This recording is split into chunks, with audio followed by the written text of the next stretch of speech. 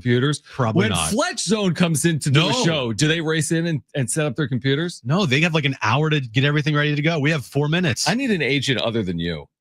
Me? You know what I mean? I'm saying like I need a bit like we need agents.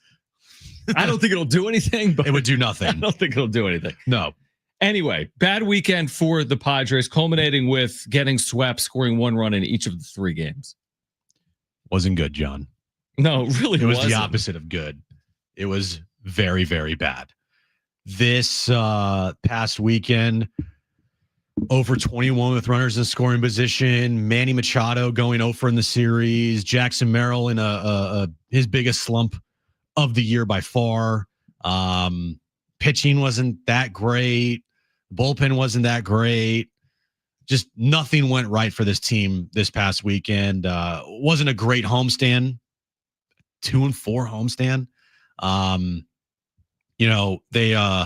They're 13-15 since their 14-3 start to the year. So they've been playing very average baseball. Yep. Actually below average baseball. 13-15 is below average. I look at it as thank goodness for the off day today. They are a very streaky team. And we've seen that when they go into ruts, man, do they go into ruts. They just go all out. They look as bad as they possibly can look. And when they play good baseball and they're hot, they're arguably the best team in the sport. So right now, can they stop being so streaky and can they get more consistent? And that's kind of what we're looking here for from the Padres. Yeah, no, I agree. It was kind of a confounding weekend against the Mariners. I did not expect it coming in after they'd taken the last 2 games against the Angels. By the way, let's kind of reset here for a moment because we do have SDFC tickets to give away today. And this will be not for this weekend, but next weekend. Is this breaking news that I didn't know about? Yeah, because Brent put in the rundown, right, Brent? We have SDFC tickets for May 31st against Austin FC. So the way we're going to give these away is what we've been doing here in recent shows with soccer ticket giveaways. We will play a goal sounder from Adrian Garcia Marquez every hour. We'll qualify 4 listeners. One of our qualifiers is going to win a pair of tickets. San Diego FC, Austin FC. It's not this weekend. It's next weekend, May 31st. Jim is sneezing already. California Bank and Trust is giving away tickets to the May 31st San Diego Football Club summer kickoff match against Austin FC. This will feature a beach towel giveaway. So you'll be listening for a sounder from Adrian Garcia Marquez. It'll sound like a goal call when you hear it. Call 877-767-4760. We also have a 4-pack of tickets to give away to the San Diego County Fair. We'll let you know when to call for those. But regarding the Padres, and we'll hear from Mike Schild after they were swept yesterday coming up on the show, and then Kevin's going to join us coming up at 2:30. Listen to this. Remember the 21-run game? Everyone remembers that? They beat the Rockies in shutout fashion. How could I forget? How could anyone forget? Since that game, 7 games, they've scored 21 runs. That's incredible. So it was a complete outlier. Obviously, nobody beats anyone 21-0. Maybe you run into one of those games once every decade, and they did, to their credit. But since that game, they've scored only 21 runs. You mentioned something last night. If that 21-run game never happened, and that's not fair, but let's say the 21-run game was more like a 9 or 10-run game for the Padres, they're bottom 5 probably in baseball, somewhere in there in runs scored. They're probably bottom 3 in the National League. So they've been saved a little bit by that one game in terms of their offense. But 0 for 21 with men in scoring position, of course, that's not going to sustain either. They're not going to be that team moving forward. It's hard to go 0 for 21, but that to me is the story. They had opportunities this weekend. They didn't cash in. The next time they have opportunities in Toronto, they need to cash in or this losing streak is going to continue. Yeah, it's just an awful weekend all the way around. There's no way to put it. I'm not saying that red alert, this team is going to now go into a spiral this year where they're going to turn into a bad baseball team and whatnot. Like, no, I don't think that. But there are concerns with the team that are going to have to be addressed at some point. Like left field is as black of a hole as you could possibly have. I mean, it's a joke. You were reading some of the numbers last night on the wrap-up show. They have a sub 500 OPS as left fielders go. 2 combined home runs. Yeah, no, I left field's got to be cleaned up, as in they need to find someone outside of their organization. Oscar Gonzalez today was let go. They let him sign with the Japanese team. That just broke from Dennis Lin. Gavin Sheets is playing left field. He's never played left field in his career. He's played there 10 times in his career. He had a ball hit to him in a 1-1 game that he misplayed. Mike Schill backed him up post game. I looked at the catch probability on baseball, whatever, Savant or MLB.com. It said 95%. So you got a left fielder that can't play left field that cost you a run or two yesterday in a close game where you can't score. To your point, they're trying to put this puzzle together. Left field piece doesn't fit. No, not even close. Can they make it until July? This is for another conversation maybe, but look at their schedule in June. It's hard, flat out hard. San Francisco, LA, Arizona, LA in some order. It's really, really hard.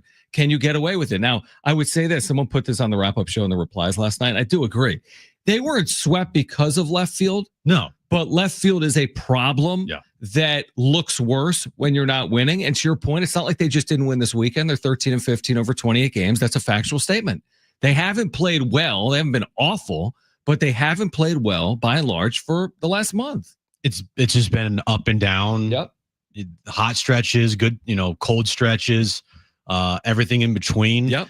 And they haven't been consistent. That, by the way, is...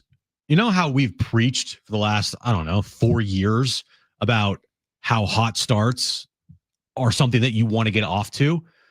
If they did not get off to their 14-3 hot start, it'd be much different around here right now. So getting off to the 14-3 start has given them some wiggle room here, but you don't want to just 100% rely on that 14-3 stretch to carry you through the rest of this month and into August. Like, you got to play some good baseball at some point here where you putting together some better stretches and not getting swept at home. They've got swept at home twice this year. And in both of those series, they scored 3 runs in both of those series combined. Yeah, I mean, that's kind of crazy. At home in front of, we're all watching, maybe you're there, there's 40,000 people. It's raining. It's miserable. It's Saturday night. There's 40,000 people, and Gavin Sheets hits a solo home run. And then it's a beautiful Sunday, and there's 40,000 people, and Fernando Tatis Jr. leads off a game with a solo home run. It's all they score. I'm glad that Lav just put this in our chat. We're on YouTube, by the way. Search for John and Jim. I didn't realize this. This is an excellent point. I confirmed it at Fangraphs. As we sit here on this May 19th with the rosy start, 9 games over 500, 14-3 out of the gates, the Padres' odds of making the postseason per Fangraphs is 50.0%. A literal coin flip. 50.0. San Francisco, 50.0. Arizona, 51.3. LA in 97.1. But for all the start, to your point, and I like to think this way, like maybe things would be different if they didn't get off to a good start. Yeah, they've gotten off to a good start. They have a 50-50 chance per Fangraphs right now to be a postseason team. The point is, there's so much work to be done, especially in this division when you're playing LA, Arizona, and San Francisco a ton moving forward. It's not going to be easy. It's not. No one said that this was going to be easy. A couple teams have emerged to play much better than I think we all expected them to play to start this season. St. Louis, San Francisco. Okay. St. Louis. Yeah. Chicago Cubs have been really good. The Cubs, but they're more so going to win their division or at least be competing for the Central. I don't think they're going to be a wild card spot. I think that they're going to win their division. Remember when everyone wrote off Atlanta? They're back. Yep. Philly, the Mets, even though they had a bad series against the Yankees, they're still one of the best teams in baseball. So like this is going to be a gauntlet this year. It just is. And you got to avoid these types of series because you just hope this doesn't come back to bite you later in the season. Now it is one series. Okay. But again, what they have done this year is when they are bad, they're really bad. When they're good, they're really good. They can't at home get swept. Like you just can't have that happen. You got to put up more of a fight than they did this weekend. And this weekend, there was very little fight. Manny Machado, for his great start to the year, looked inept this series. I mean, he had a bat yesterday that he swung on 3 straight pitches And even Mud in the booth was trying to like, all right, man, it's time to go to right center field here. And next pitch, he swings on a ball that's like 4 inches off, 5 inches off the plate. And you hear Mud go, ugh. Like it was just some really, really bad at bats this weekend by not just Manny, but everybody in that lineup, including Jackson Merrill, including Fernando Tatis Jr., even though he had a home run the other day. And then the bottom of the lineup is the bottom of the lineup. You know, it's a very top heavy team. We've talked about that. We knew that coming in. And when you're getting no production from the bottom, you're going to get series like this. 12-1 start at home. Since then, they are 4-7 in their last 11 at Petco, and now they're beginning a 6-game road trip, which I call a sneaky one. At Toronto, at Atlanta is what's coming up here for the Padres. Kevin Acee will join us in 15 minutes. Again, listen for that goal radio call from Adrian Garcia Marquez. When you hear it, call 877-767-4760 to qualify to win a pair of tickets to see SDFC against Austin FC on May 31st. We'll hear from Mike Schild on the other side. Kevin Acee will join us at 2:30. Listen for that goal sounder all day long. It's John and Jim.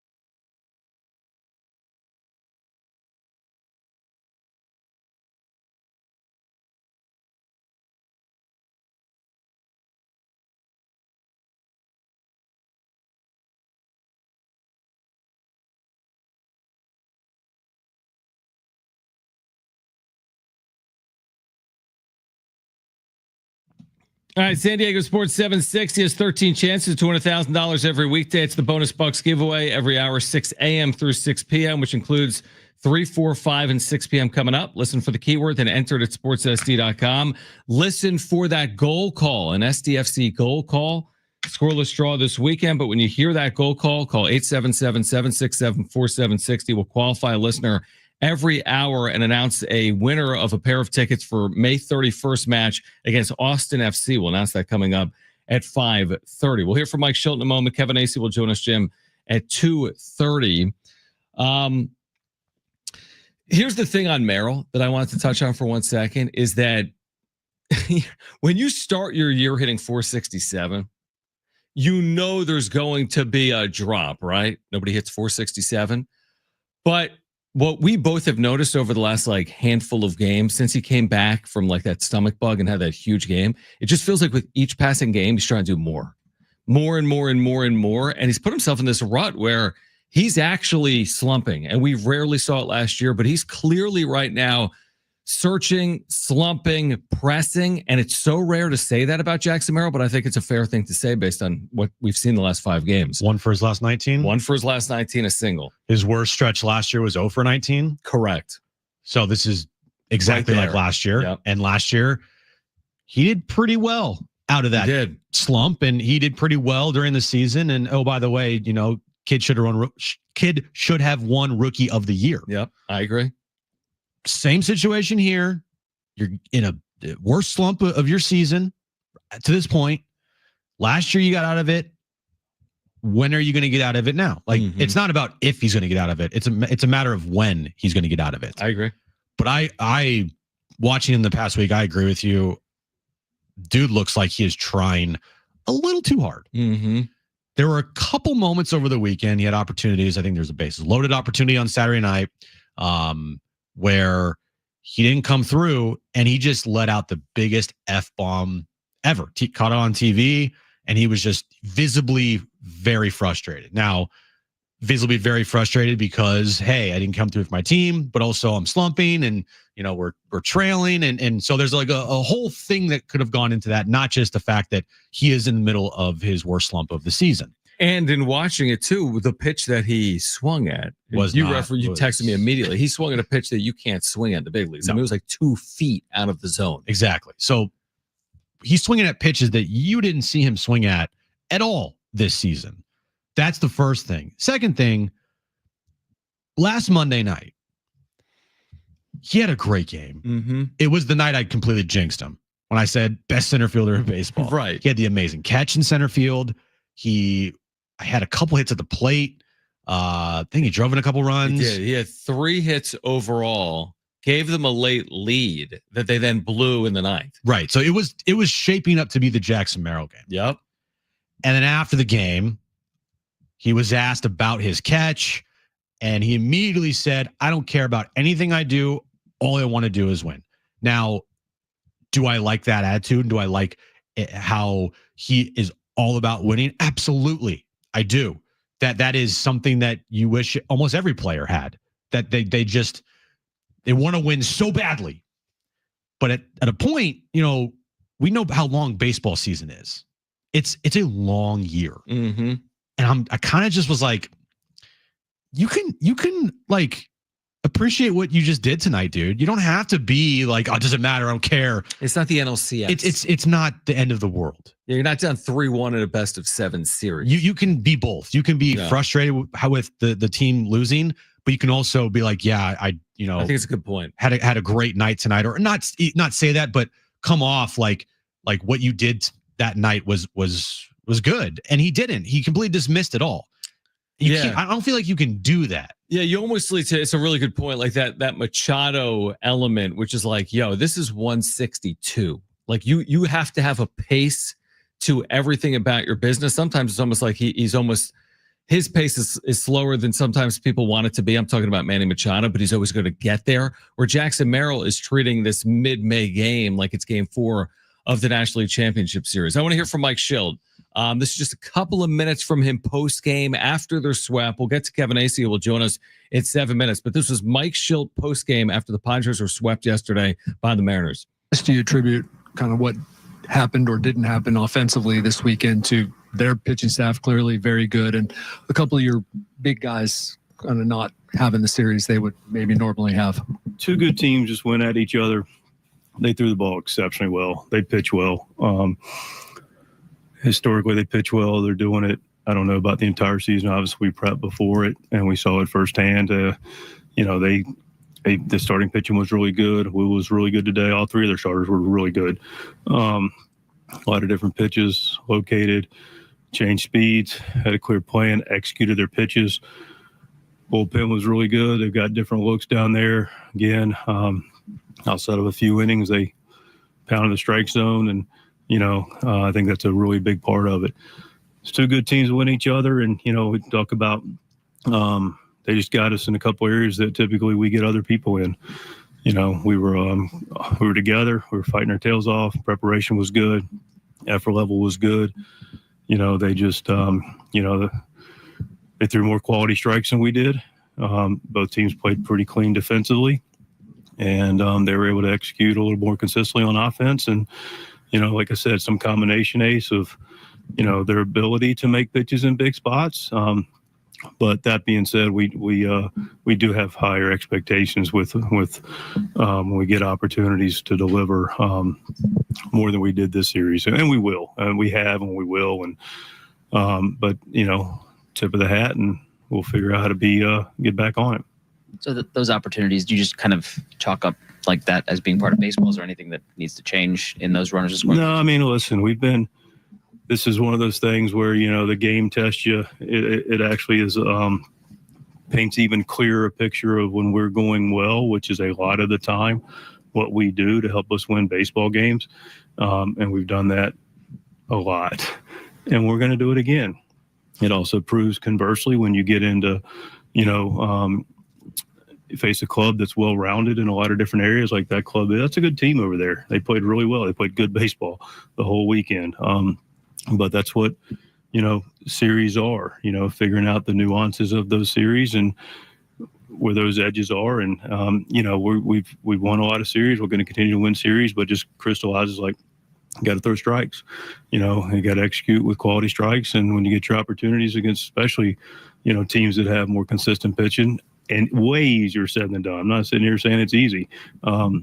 But we can't alibi it either. We got to figure out a way to continue to take those good at bats. And sometimes, we still do that, and you don't get rewarded. And a couple of times that happened in this series too. So it's a combination of things.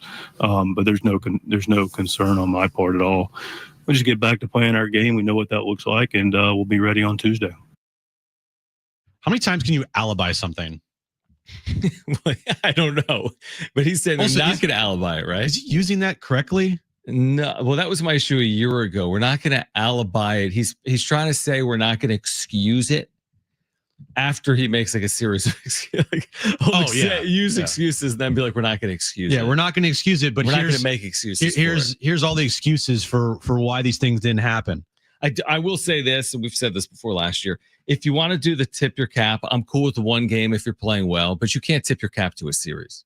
That's not possible in the major leagues. You can't tip your cap to a rotation that, by the way, didn't have most of their, they're hurt. Like the Mariners rotation is on the IL. Now they had a very good pitcher. Brian Woo's very good, the guy that threw yesterday, but there's no excuse to score 3 combined runs in 3 games. There's no tipping your cap to 3 consecutive games to the Mariners. No, the tipping of the cap is for one night. Game, yeah. You run into someone, yeah. You don't tip your cap for an entire series. You're right. I've never heard of that, That is that's the opposite of whatever Schulte's trying to say when he's trying to say we're not going to alibi this. You're alibying it. You're tipping your cap. That's right, exactly. That's the alibi. That's the excuse. Yes. Like, hey, we ran into good starting pitching. Yeah, but you're supposed to have like dynamic hitting with Merrill, Machado, Tatis, Arise. Right. And the problem is when those guys don't hit, nobody else is going to come through. Yeah. I agree. All right, let's hear from Kevin Acee. He will join us on the other side, our Padres insider. Listen for that sounder when you hear the goal call from Adrian Garcia Marquez. Call 877-767-4760 to qualify for a pair of STFC tickets against Austin on May 31st. It's John and Jim.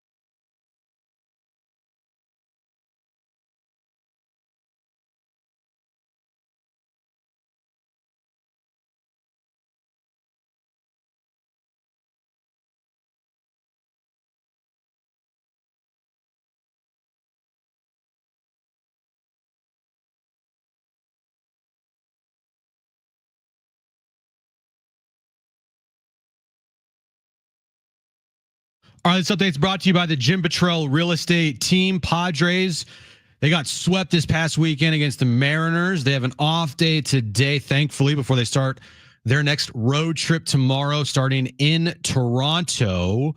The Eastern Conference and Western Conference Finals, they are set. T-Wolves and Thunder will meet in the Western Conference Finals.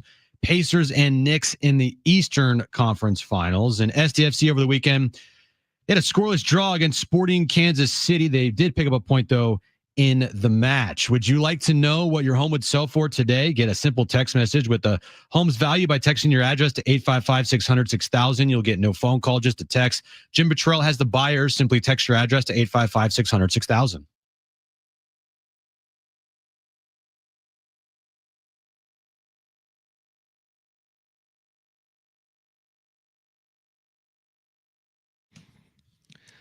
All right, Kevin Acey back with us, John and Jim. He is in Toronto where the Padres will take on the Blue Jays beginning a 3-game series tomorrow afternoon, 4 p.m. Pacific from Toronto in Canada. And Kevin, we always appreciate you taking time for us. I wanted to start with you, Darvish. We'll get into this past weekend, but I heard what Mike Shildt said post-game, and I'm curious to get your thoughts on it or if there's something more in there because he made a rehab start on Wednesday. And now he's not scheduled to pitch in Toronto. So he's going to be, 8, 9, 10 days potentially between starts. Is there a reason as to why he's not going to be pitching this week in Toronto? And thanks for hopping on. He's not ready. And, this is, as I've been saying all along, is being left largely up to you, Darvish. Obviously, everyone is involved, athletic trainers, physical therapists, AJ Preller, Ruben Niebla, Mike Shildt, but this is a guy who's been pitching for 20 years and has had a lot of maladies. Is now 38, and they're leaving it up to him, and he's got to feel ready. I think that they're all learning how to. They said before the start of the season that they were going to try to save bullets. So that Yu Darvish is ready at the end of the season. So they're not necessarily in a big hurry here. I don't think that anyone, including you, based on this is my, talking with people, thinks he needs another rehab start.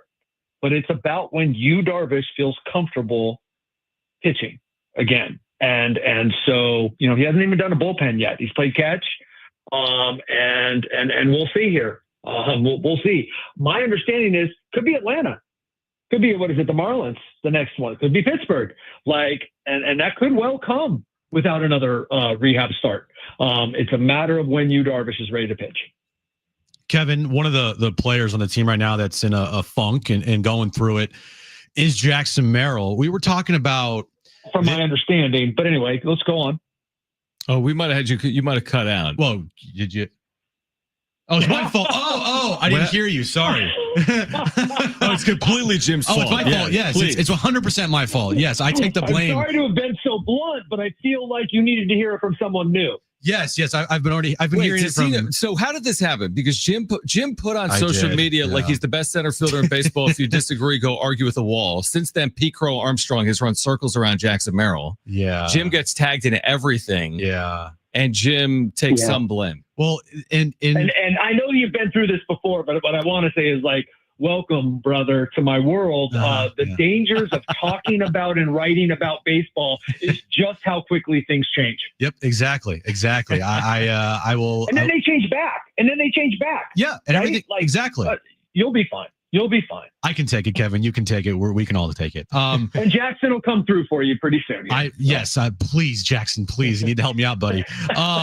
But we were talking about last Monday night where he has an amazing game. And after the game, I love the attitude from him, but he's just I don't care about what I did. We lost the game. I'm pissed off. And we know how much he cares. It does feel like, and tell me if you agree, if you've seen this, he's trying maybe a little too hard this week. It just feels like there's some at-bats where he's swinging at pitches that he doesn't normally swing at, and he's getting very frustrated with himself. It just feels like he's almost trying a little too hard. I think that's probably fair to say. I am always reluctant just to extrapolate that because things can look a certain way, but I think you're probably right. I mean, that is often the case, or it's at least part of the case, right? Yeah. Heck, it's part of the case from my understanding when Manny Machado starts to chase, when Fernando Tatis Jr. starts to chase, when they don't look, quote unquote, like themselves. So I think it's fair for you to say, but like, you know, he also is in a slump, right? Like, I mean, it's a 5-game slump and he's in a slump. And, you know, he's now, one of the things that stuck out to me yesterday is he walked and took a called third strike, which he doesn't do. So he's clearly trying to do something different. And so I think that's another thing that could support your contention there. Yeah, and again, we looked a year ago when he did quote unquote slump. It was for such a small sample size, which this is, by the way, as well to your point. So hopefully he bounces out of it soon for Padres fans and for himself. Kevin Acee is with us right now from Toronto. Obviously, we've detailed the issues that they've had in left field. No team's perfect. Oftentimes, teams need to be upgraded along the way. Is this a situation where you feel as if they're going to try to make some type of external change before at the deadline? Everything's on the table. I mean, that's 2 months from now, but could they need to make some type of change well before the deadline? Is that a possibility or not? Yeah, it is. And could be increasingly like every day, right? I'm not saying they're done with the Gavin Sheets experiment. He had a bad play yesterday, right? And if he keeps hitting, you can put up with that. Now, then what do you do at DH every day, right? So there's a hole and they'll fill it. So, yeah. You know, Dennis reported and we've confirmed since that Oscar Gonzalez is no longer an option because he'll be signing with the Japanese team. And, you know, that's something that, look, I don't know that Oscar was going to be the solution anyway. I felt like he needed a little more time because of the promise he had, but I don't feel like the Padres were like, oh yeah, we still have Oscar Gonzalez because then he would have been up here anyway. So like, you know, yeah, I don't know who it is. That part of the answer I don't have for you, but yes, they cannot keep going with a guy who is rolling over on 3/4 of his you know, outs. And they knew that was a possibility. This is something they were talking about in spring training. You know, Jason Hayward, hope that works out, but you know, it was $1 million and we'll see. Well, they're not going to alibi it, Kevin. That's for sure. Manny Machado, he had I think he was 0 in this series against the Mariners. Yep. Isn't it crazy how, you know, this shouldn't be the case in baseball, but it is. Like, when he goes, the team goes, and he might be the only player in baseball that you could say that about. Yeah, and it's like, you know what? That is true of, I'm agreeing with you, but I'm going to say, like, people argue with me, and it's true. Like, that's true of stars. That's why you have them, of most stars, right? But it's not as true. And you go ahead and pick something. Pick like this series where Manny goes hitless and lo and behold, the Padres get swept. Series where, or months where Manny is hot and the Padres, you know, go 16-10, or whatever. How about last year when, what were they, 37-1 when he had multiple RBIs? And I did the research and there wasn't anyone close to that. So yes, as Manny goes, the team goes. I don't know it's as much this year, but yes. I mean, first off, he's Manny. Second, he's in the 3-hole. So look, Manny Machado and Jackson Merrill were, quick math, was it 1 for 23 with 2 walks or something? Yeah, I think you might get swept every time if that happens. Yeah, it's certainly not a good formula to win baseball games, as we saw this past weekend. You've written about this, Kevin. I mean, obviously the start was terrific. 14-3 is as good as any team can start, essentially, in baseball. But they've really come back to earth at 13-15 over their last 28 games. What's the primary culprit there? Has it been, you know, a year ago, their offense was really, really consistent. Move the line. I feel like we've seen less of move the line. We haven't seen the true power and slug that we were hoping to see. How would you explain their 13-15 run over the last month? Well, yeah, that is true. And I'll start with injuries. Just like, okay, the number of guys key guys that you can include Jay Cronenworth in there because he's been moving the line. So as long as he's doing that, you have to say him being out was a huge deal. Sure. Jackson Merrill, huge deal, right? Because he was out during that stretch where he could almost not hit a ball 100 miles an hour and find a hole. So that's huge. The bullpen, right? Rough stretch during this time. Yep. And Jason Hayward. So there you go, right? Like that'll stop you from moving the line. So you had Jason Hayward and you didn't have Jay Cronenworth and Jackson Merrill. That's huge. Now you could talk about how, I don't know, whatever. Not the same team as last year, not as lucky. I don't know. But I'm going to go ahead and say you had Jason Hayward, who has been a void, and you did not have two really big guys. And so all of these things are valid in terms of run production, problem, home runs, problem. But I'll wait and see a little while longer when they have the full team together. Would you consider this road trip kind of like a sneaky tough road trip for the Padres? Oh, good one. Yeah, sure. Blue Jays always tough, right? And Braves getting better. They absolutely, they ambushed the Braves, right? Like the Braves were not the Braves. So fortunately for them, because the Padres are playing themselves into a wild card here. I'm joking. It's early. But they already have the tiebreaker over the Braves, no matter what happens in Atlanta this year. So that's good. But yes, I would consider this a sneaky, difficult road trip. And if you can go 4-2, obviously nothing's guaranteed, but you go home and face the Pirates and the Marlins. So this could be big, because then at the end of that comes Giants, Brewers, Dodgers, Diamondbacks, Dodgers. Like it gets, I think then Phillies or I don't know. It's a rough June. It really is. Kevin, before you go, how mad is everyone about the Maple Leafs in Toronto? I heard some comments today. It's also like a holiday today. This is like their Memorial Day or something, or so like Victoria Day. I'm sorry, guys, I don't know what it is, but it's a holiday, so it's like dead here. But yeah, I think there were some people staying at my hotel. They were pretty upset about it. But yeah, I don't even know. I don't know. Well, my last question was, how upset is everybody about the loss potentially of the Vetter Cup? Ooh, well, I don't even see how. I mean, first off, you got to make up. Not only do you have to beat them all three, that run differential, we're not even going to get that exit velocity, right? We probably won't. The run differential was pretty bad. I mean, you guys really blew it with one run per game if you want to get that whatever special guitar thing. So I'd say look forward to 2026. Exactly. Yeah, you sound like John and Jim. Yeah, you sound like us. Just move on to next year. It's fine. Kevin, enjoy Toronto. We'll catch up with you later in the week, and thanks for hopping on. Right on, guys. See you. All right, great stuff from Kevin Acee. We can react on the other side. Be listening for that sounder when you hear it. Call 877-767-4760 for a chance to qualify to win 2 free tickets to see SDFC Austin FC on May 31st. This is John and Jim.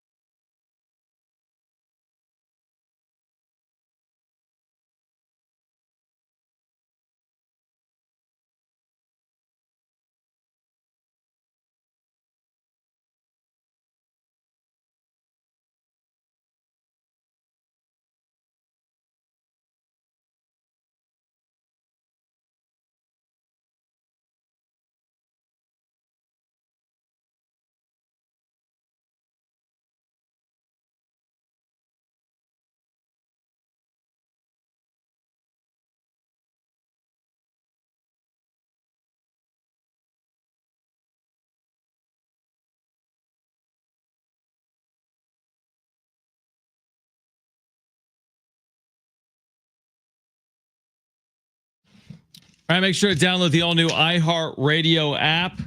Available right now in the App Store. Make sure to put us in your presets. John and Jim and San Diego Sports 760. We're available to you live on the iHeartRadio app. All right, John and Jim with you.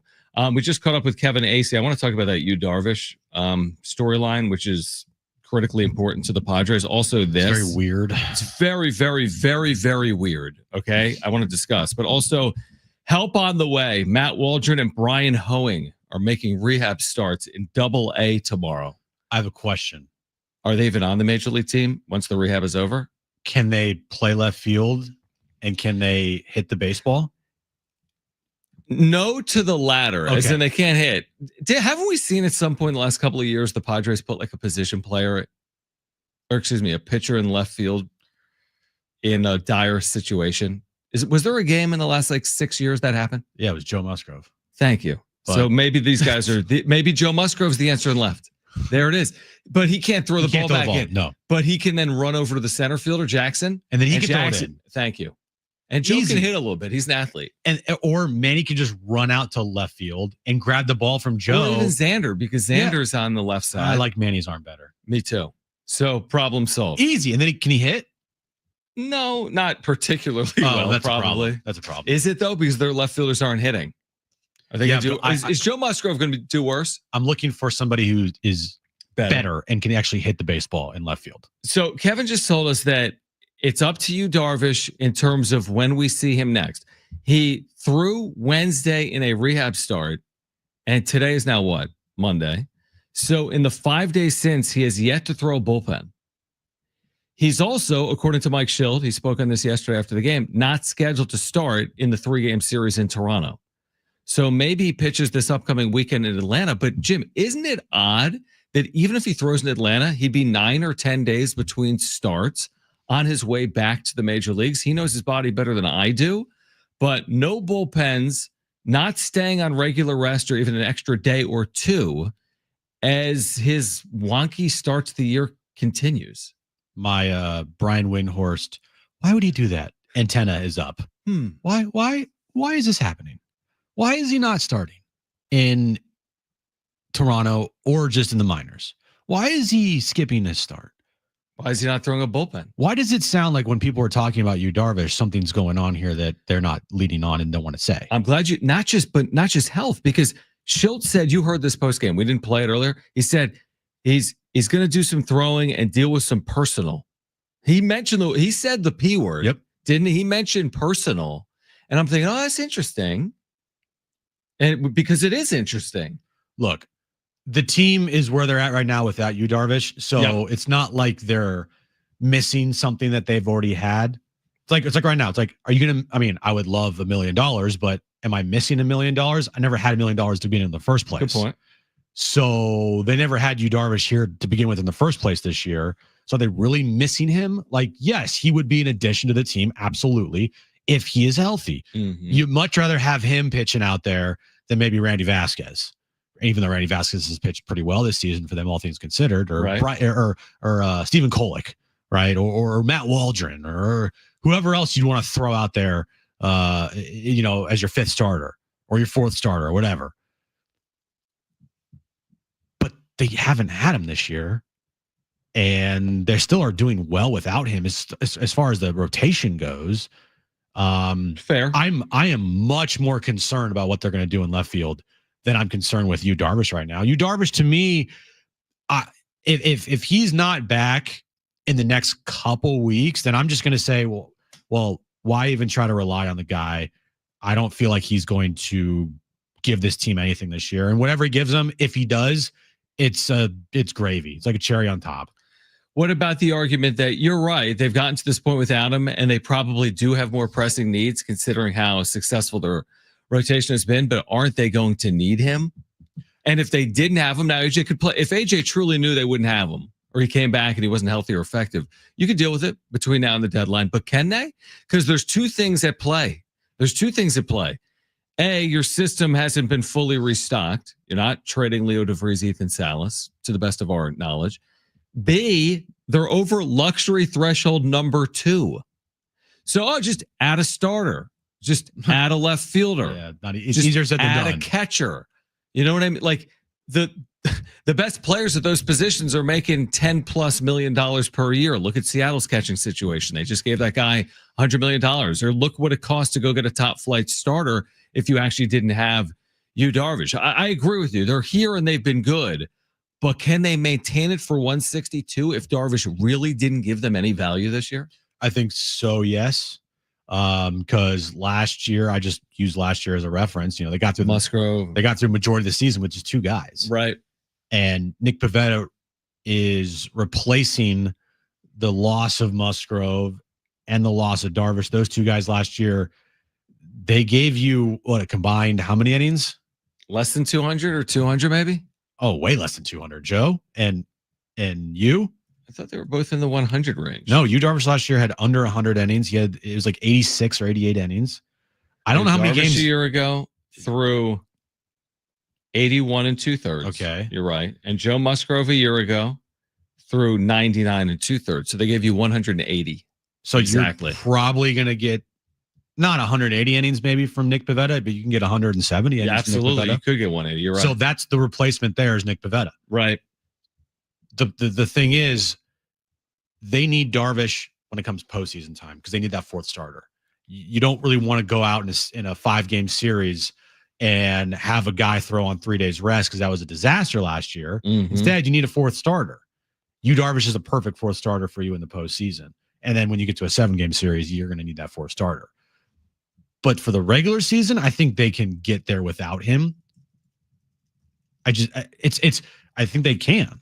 I would love to have you, but I mean, I don't know what's going on here with him. I guess you're right. I do agree with you, but it's also contingent on the health of everyone else. That is true. Everything is. Everything is. But like else. I've been. We spend so much time on look at Xander's contract or look at this or look at that. I mean, they need production from Darvish. Considering what they're paying him, considering what he potentially means to a postseason rotation. Well, yes, that is true. You're paying him a good amount of money. He needs to produce. He's got now again. If he's hurt, he's hurt. I mean, we can't force him to do it if he's not effective. But I'm with you. Like my antennas are up. Why did he make a rehab start, and why is he not pitching the next time he's supposed to pitch? What's going on here? Why would he do that? It just to me, it doesn't make a lot of sense. All right, on the other side, did the Padres dodge a bullet? And therefore, did the Mets make a huge mistake? Plus, we're going to hear from Colin Cowherd on that Brock Purdy deal. If you missed Kevin Acee, we'll have it back for you in the 4 o'clock hour. But also, be listening for that sounder when you hear it. Call 877-767-4760. It's a goal call sounder. When you hear it, 877-767-4760. You'll be qualified to win a pair of tickets to see SDFC Austin FC May 31st at Snapdragon Stadium. This is John and Jim.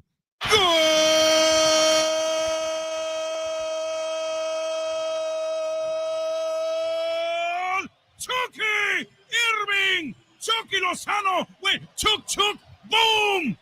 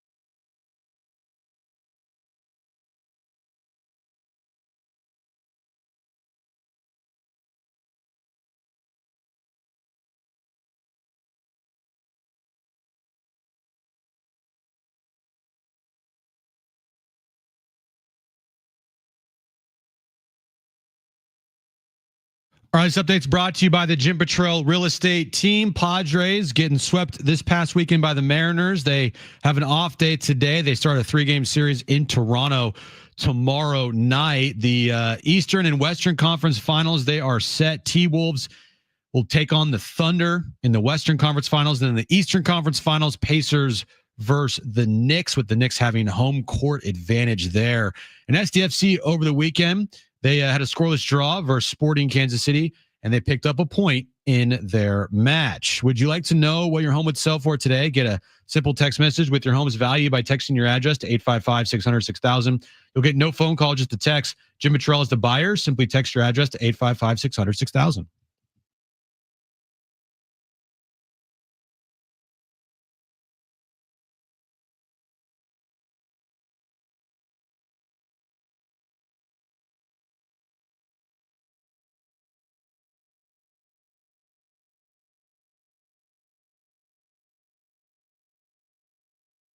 All right, San Diego and Southern California, what's going on? This is hour 2 of John and Jim. And again, be listening, Jim, Okay. to the show, because you've got a chance to win a pair of tickets to see SDFC on May 31st against Austin FC. We'll qualify another listener this hour. You'll listen for that goal call from their play-by-play voice, Adrian Garcia Marquez. When you hear it, call 877-767-4760 for a chance to be entered to win. We'll have a qualifier this hour, in the 4 o'clock hour, and in the 5 o'clock hour. And then at 5:30, we'll announce the winner of that pair of tickets to see SDFC at Snapdragon Stadium in 2 weekends. Love it. Can I say something? I mean, sure, it is a radio show, so typically that would be the par for the course. What's the Padres record? If you are correct in what you just replied to someone on social media, 27-18, 45 games in. Is that good? It is. It is good. This isn't the "is that good" segment that comes up later in the show. Yeah, just asking, is it good? Yeah, just asking, is that good? It's exactly a 600 win percentage, which would be among the top winning percentages in the history of the franchise if they could do it all year. Okay, so yeah, that's good. It's good. I've seen a lot of this over the weekend, the doom and gloom, and don't get me wrong, I've doom and gloomed with the best of them. Who are you? I've doomed and gloomed with the absolute best of them. So I get it. But a 3-game sweep at the hands of the Mariners over the weekend should not, by any circumstance, turn into season's over. This team's awful. This team sucks. I knew this team was the worst team in baseball. They should trade everybody. This team's a bunch of frauds, blah, blah, blah, blah, blah, blah, blah. Right. Like Padre fan on social with 0 followers who says this team should never have brought this team out of spring training. It's like, not just what? that person, by the way. It's a lot of people that I've seen on social media losing their absolute minds that the Padres got swept over the weekend to the Mariners. Guys, they're in a good position. Do they have things that they need to work on? Yes. Do they need a left fielder? Yes. All things considered, how many series are going to go by this year where Manny and Merrill are combined 1 for 23 in the series? Not a lot. How many times are the Padres going to not hit with runners in scoring position? Probably not a lot, because guess what? Their numbers with runners in scoring position is a top 10 team in baseball. Yeah, so it's one of those weekends. I mean, listen, I talked people off the ledge off the Rays home sweep, and then they won 6 straight. Right. The difference in the Rays home sweep and this weekend was the health of the Padres. The Rays home sweep did not include Arise or Merrill. Mm-hmm. This includes Arise and Merrill. But I'm with you that over the course of a year, this is inevitable. It is inevitable. You are going to get swept. You prefer not to get swept at home. I understand it. But they have been swept at home, and they're still playing well enough at home overall. Listen, I completely agree with you. If I do have a legitimate concern, though, it's like when I go to a Fangraphs, and this is just numbers, and things change every day. And, they're in good position, but not perfect position for a playoff spot. It's fine. It's only May. What really begins to scare me is June. I don't know why I feel this way, but I look at this schedule and I see 7-10 against the Dodgers, or road trips to San Francisco, or something like 14 of 17 on the road. and it can unravel. Now, it doesn't mean it will. They can play like they played earlier and have a 14-3 stretch in them. I just feel like these 12, Toronto, Atlanta, Miami, Pittsburgh, in whatever order, I think I got that right. You better play decent enough because these are not the 12 to not play well in when June is coming and the schedule definitely stiffens. So, all right, Mulligan, you got swept at home by Seattle. That's fine, but time to play better over these next 12 games. And I'll pull a Shilty here. Okay. Not going to alibi this weekend. This weekend was awful. Right. This weekend sucked. They were really bad. Right. They did nothing right. But like I just mentioned, they're still 27 and it's a good record. 18. Mm-hmm. Good record. You think the Dodgers would love to have the Padres pitching right now? They're going through so many injuries up in LA. Now they have an elite offense, like an absolute elite offense that's carrying them. But all things considered, they're still in a good spot.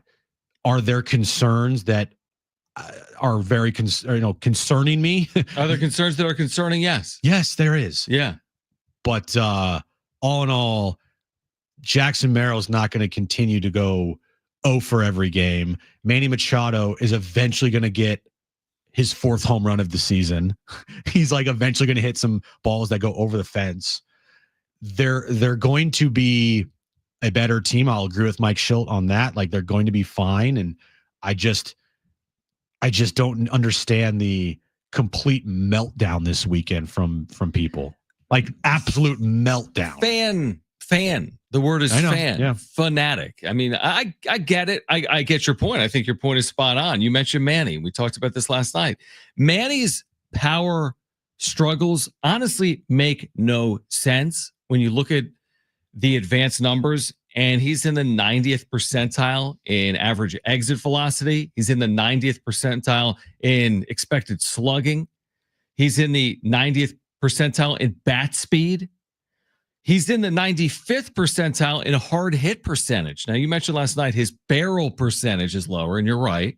It is. It's at 64%. Barrel percentage talk. But there's a lot of indicators that would tell you he's been among the best hitters in the sport to start the year. And for whatever reason, it's only added up to 3 home runs. And it's not like Luis Arraez stuff when you've got a high expected slug and a high expected exit velocity and a high bat speed.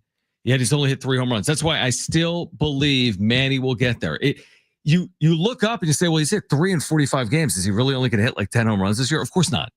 Now, is he going to get to 30 home runs? Remember, we doubted him last year. I'm like, how is he going to get there? And he had 23 in his last 83 games. So I'm going to bet on Manny. I think he's going to hit 30 home runs this year, even though he's hit 3 in the middle of May. It's crazy. I think he'll hit 30 home runs. This exact time last year, he had 5 home runs and 23 RBIs.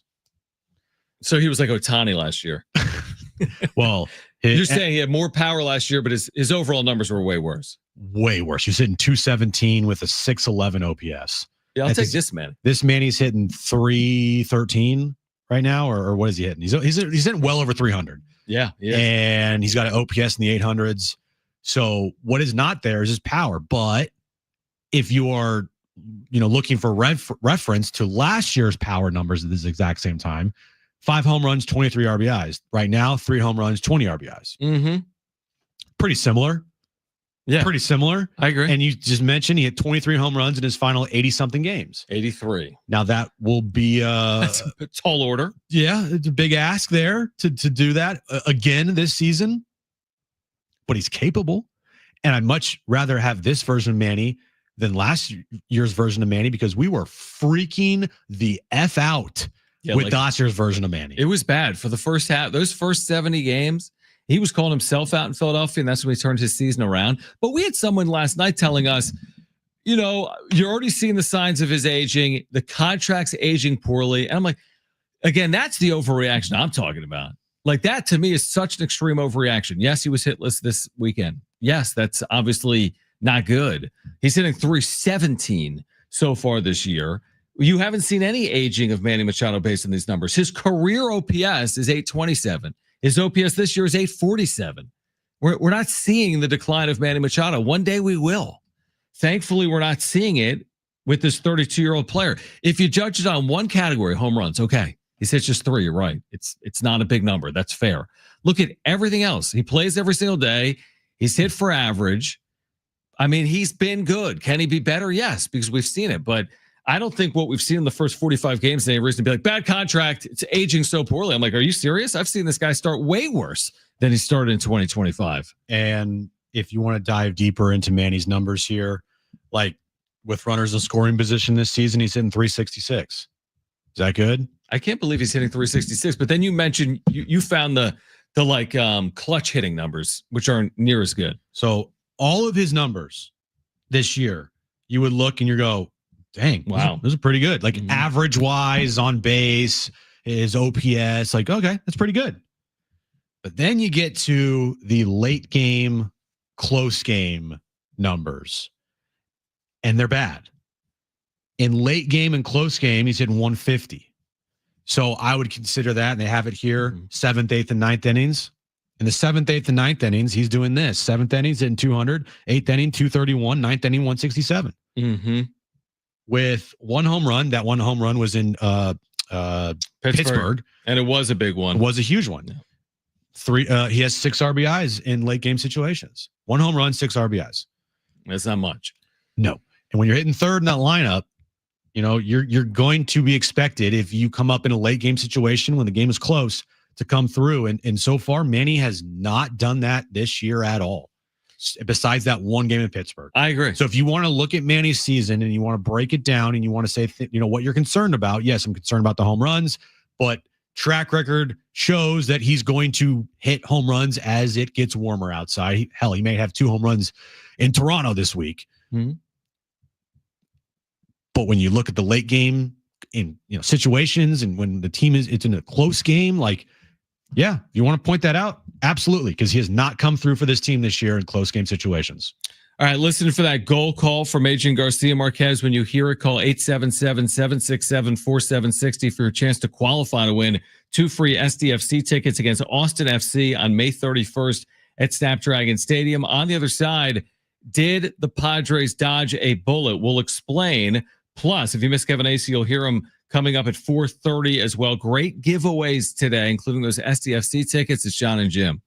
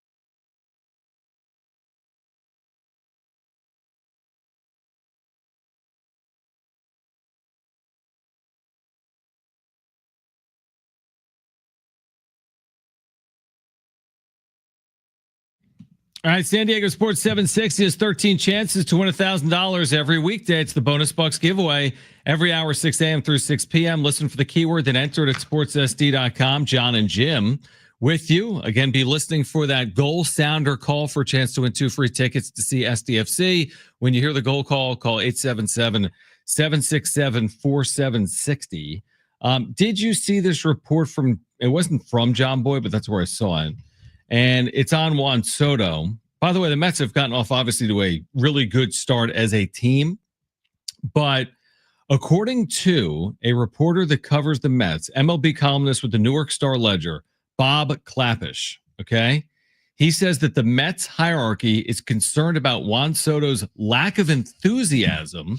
Now, Jeff Passan this afternoon has followed up on some reporting that's out there on Soto. He wrote this to clear up what others have asserted. Juan Soto does not fly separately from his Mets teammates on a private jet. He flies on the team plane. There is no private jet provision in his contract for him or his family.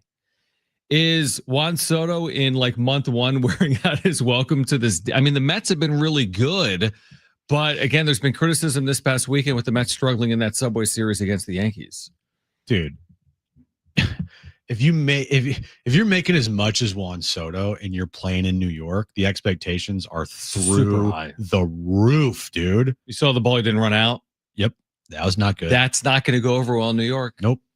When you're getting paid as much as you're getting paid, you have to play full speed like almost all the time, especially in New York. You can get away with it in like Kansas City against the Yankees or Pittsburgh or Sacramento or San Francisco, mate. Like the Yankees. Here, you get, but like in New York, you're not getting away with that crap. You're just not. I think it's interesting because the same stuff was going on here with Juan Soto, like as far as like his personality goes. Remember the All-Star game where he was like energetic and he showed personality, and we're all like, where's that Juan Soto been? Right. And then he just kind of put his head down here, just went out and played, and that was that. Mm-hmm. Now he did put up really good numbers in 2023. You know, the team sucked, but he is going to get scrutinized and looked at from every single angle, and the microscope is going to be on Juan Soto for his remaining time in New York as a Met. It just is. Yeah. So I don't know if these reports are true or not. It's just one person that I don't think I've ever heard of before. I don't know how many things they've gotten right or how closely they cover the Mets and whatnot, but still, when Juan Soto gets paid that much money, he's going to get criticized if he's not playing at an elite level. I mean, similarly to Manny, you look at his Savant page, it jumps off the page. I mean, he's in the 95th percentile in 5, 6, 7 categories. So it's Juan Soto. Now, he hasn't gotten off to the world's best start numerically. He's hitting 246, but his OPS is good because he walks. I mean, he's hit 8 home runs. So it hasn't been perfect. But then again, he's also switched teams and once again switched leagues. And again, the expectations are when you sign a contract like the one he signed that he's going to win MVP. I get it. I mean, 15 years, $765 million in New York City. The expectation is you're going to win like 5 World Series with the Mets. It's not realistic. He's not going to win 5 World Series with the Mets.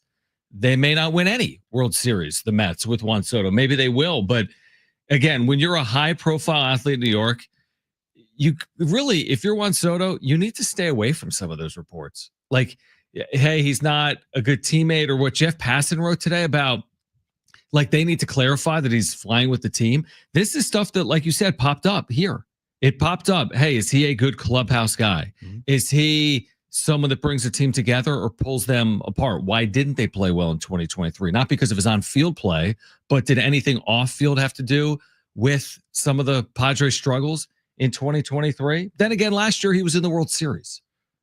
Did you see what Michael Kay was saying today on his radio show? I did, but remind me. That according to his sources, Soto wanted to re-sign with the Yankees, but his family wanted him to go to the Mets. So because of that, that's why they chose the Mets. Why would your family, like, you know what I mean? New like, York. Both are, yeah, like they're separated by a few miles, and your family's like, you got to be with the Mets, not the Yankees. I wonder why. I don't know. So there's a lot of reporting then in the last couple of days on is it dissatisfaction or just again it was the Subway Series. So it's a high profile series, but it's a little odd. We saw a little bit of oddities with Soto when he was here. At the end of the day, I'll take his production. I will take his production at the end of the day as well. And what it's also showing right now, and again, plenty of time for Juan Soto to prove his contract. If they will win a World Series, no one's going to care. Or wins MVPs, like no one's going to care. Like that's what he's paid to do. But it's further proving the point that no one's worth that type of money, except for maybe Shohei Ohtani, and probably only Shohei Ohtani. Nobody's worth $750 or $800 million in baseball. Not one player. It's just not. Yeah, I tend to agree. The only person that you could argue it is Shohei Ohtani. He brings back so much in endorsements and revenue. And oh, by the way, he goes out there and he produces. And the way that he, as I put air quotes, he can, did his contract with the Dodgers. He's only getting paid $1 million a year. So, two, right? Or $2 million. $2 million a year. Well, that's why you're right. Ohtani's already got a World Series, so it's going to be very hard at any point in the near future to poo-poo what he got. But this Soto deal, to your point, is kind of you're set up to fail. Yeah. When you sign in New York for the richest deal in the history of American sports, what do you have to do to live up to that in New York? Seriously, win multiple, win at least a World Series. You have to win at least 2 MVPs. You have to be an all-star every single year. Dude, A-Rod with the Yankees won 1, and his career is largely looked at as a complete afterthought. Yeah. Like you gotta perform at such a high level. Now there's a difference between the Yankees and the Mets, but you got to perform at such a high level that more power to him. Listen, at the end of the day, he can put his head on the pillow at night and his pillow is made of money. Right. Like it's stuffed with actual cash. He's making money while he sleeps. Like that's how rich this dude is. I mean, what is even the math on how much money he is making per se? I mean, the money is so absurd. He's making thousands of dollars just doing nothing. Eating a bowl of cereal, he's making more than we make in like a year. Like if I was him, I would walk around and be like, oh, made $1,000 there. Oh, made another $1,000 there. They can write whatever they want in the New York Post. I'm going to the bathroom. Oh, made $1,000 doing that. Like what? He could buy the New York Post for $770 million would be my guess. Maybe. All right. On the other side, we have updated Major League Baseball power rankings, Jim. Oh! And we will share those with our listeners. Plus, is that good, the best and worst of the sports weekend? Also, again, be listening for that goal sounder call from Adrian Garcia Marquez. When you hear a call, 877-767-4760. And one of you will be qualified to win 2 free tickets to see SDFC against Austin FC May 31st at Snapdragon Stadium. This is John and Jim.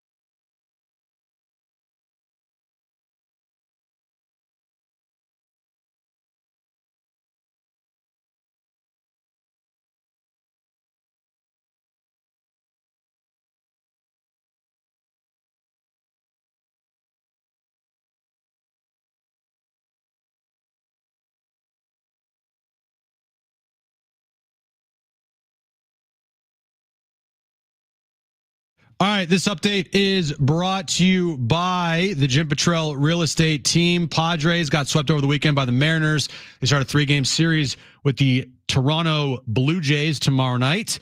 Moving over to the NBA, the Eastern and Western Conference Finals are set. T-Wolves are going to take on the Thunder, Knicks, and Pacers.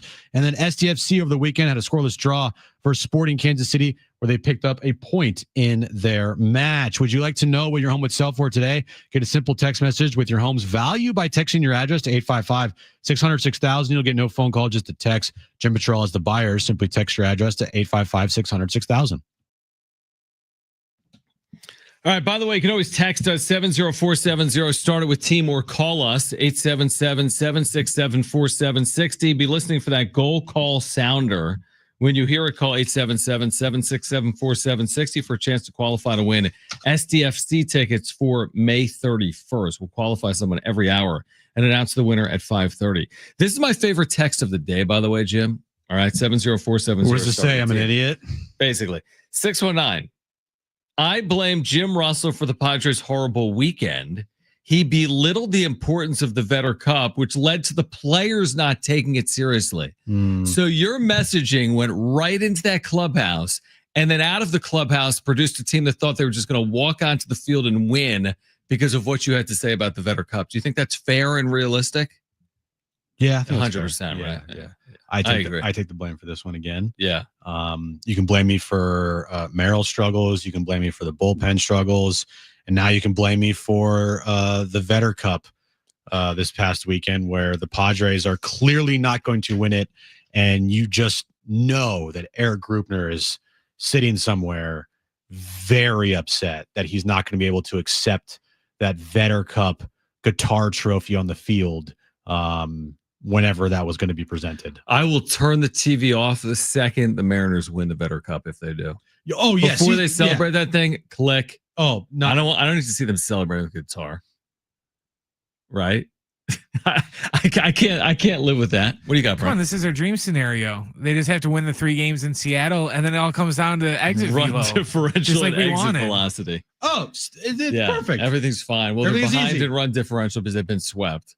I did think it was kind of funny how, Schulte got busted for, I love Pearl Jam. Can you name a Pearl Jam song? No. No, I can't do that. Nobody could name a Pearl Jam song. So maybe that was bad Either karma. team. Oh, on the teams. You're right. Oh, Seattle couldn't either? No, they asked J.P. Crawford, Heidi Watney. Yeah. Asked him on Apple TV on Friday night after the game, like, hey, congratulations on the win. You had a couple of hits. And then she's like, oh, by the way, game 1 of the Vetter Cup. Like, what's your favorite, Pearl Jam song? He's like, yeah, that one, that one. And then he walked away. I think he was making fun of it maybe. So both teams are doing the same thing. Yeah, it was in full force on what was it, Saturday night with the local broadcast, because Friday was the Apple 8, right? Yeah, but Friday was the Apple TV Plus broadcast. Then we got to the local broadcast on Saturday. They did a announcer swap. Mud went over to the Mariners side. They had their color guy come over to the Padres side, so they were fully into it. And then I feel by yesterday afternoon, it was just dead. Nobody was talking about it. Yeah, I'm and kind the of over it. broadcast. I'm not going to in August. I'm not talking about it. Seriously, we dedicated again? Yeah, I'm over it. Oh, it's the dumbest thing ever. Yeah, it's the dumbest thing ever. They tried, didn't work. Probably gonna have to try something else next year, or just I don't know, just play the games and not have these stupid things right up. They're going to sell tickets either way. Yeah, exactly. No one's going to their family or their kids or their girlfriend or whatever. Want to go to the Vetter Cup? Hey, honey, the Vetter Cup is this weekend. Hey, no, imagine this. Hey, guys, do you want to go see Padres Mariners? No. Well, do you know it's the Vetter Cup? Oh, I'm in. Let me go grab a sweater. Okay, speaking from something that is completely inconsequential to something that matters. MLB Power Rankings. All right. Thank you. About time. So finally, something of importance. Seriously, the Padres have slid, man. Honestly, as much as I'm over the Vetter Cup is how much I'm over the MLB Power Rankings, but I'll never stop mentioning them when I see updates. The Mariners have passed the Padres in the MLB Power Rankings. Are you okay with that based on this weekend? I mean, yeah, they swept the Padres at Petco, so I guess in theory that makes sense. The Padres have slid all the way to 8th. Oh, are you serious? 8th. You know the number 1 MLB Power Ranking team in baseball? Not the number 1 team. The number 1 team in the power rankings. Oh, number 1, right? It's the Dodgers, right? No. It's the Detroit Tigers. who I think have the best record in baseball. So Jason forget Benetti. about why even Good play job, the Jason. my buddy, why even play the postseason?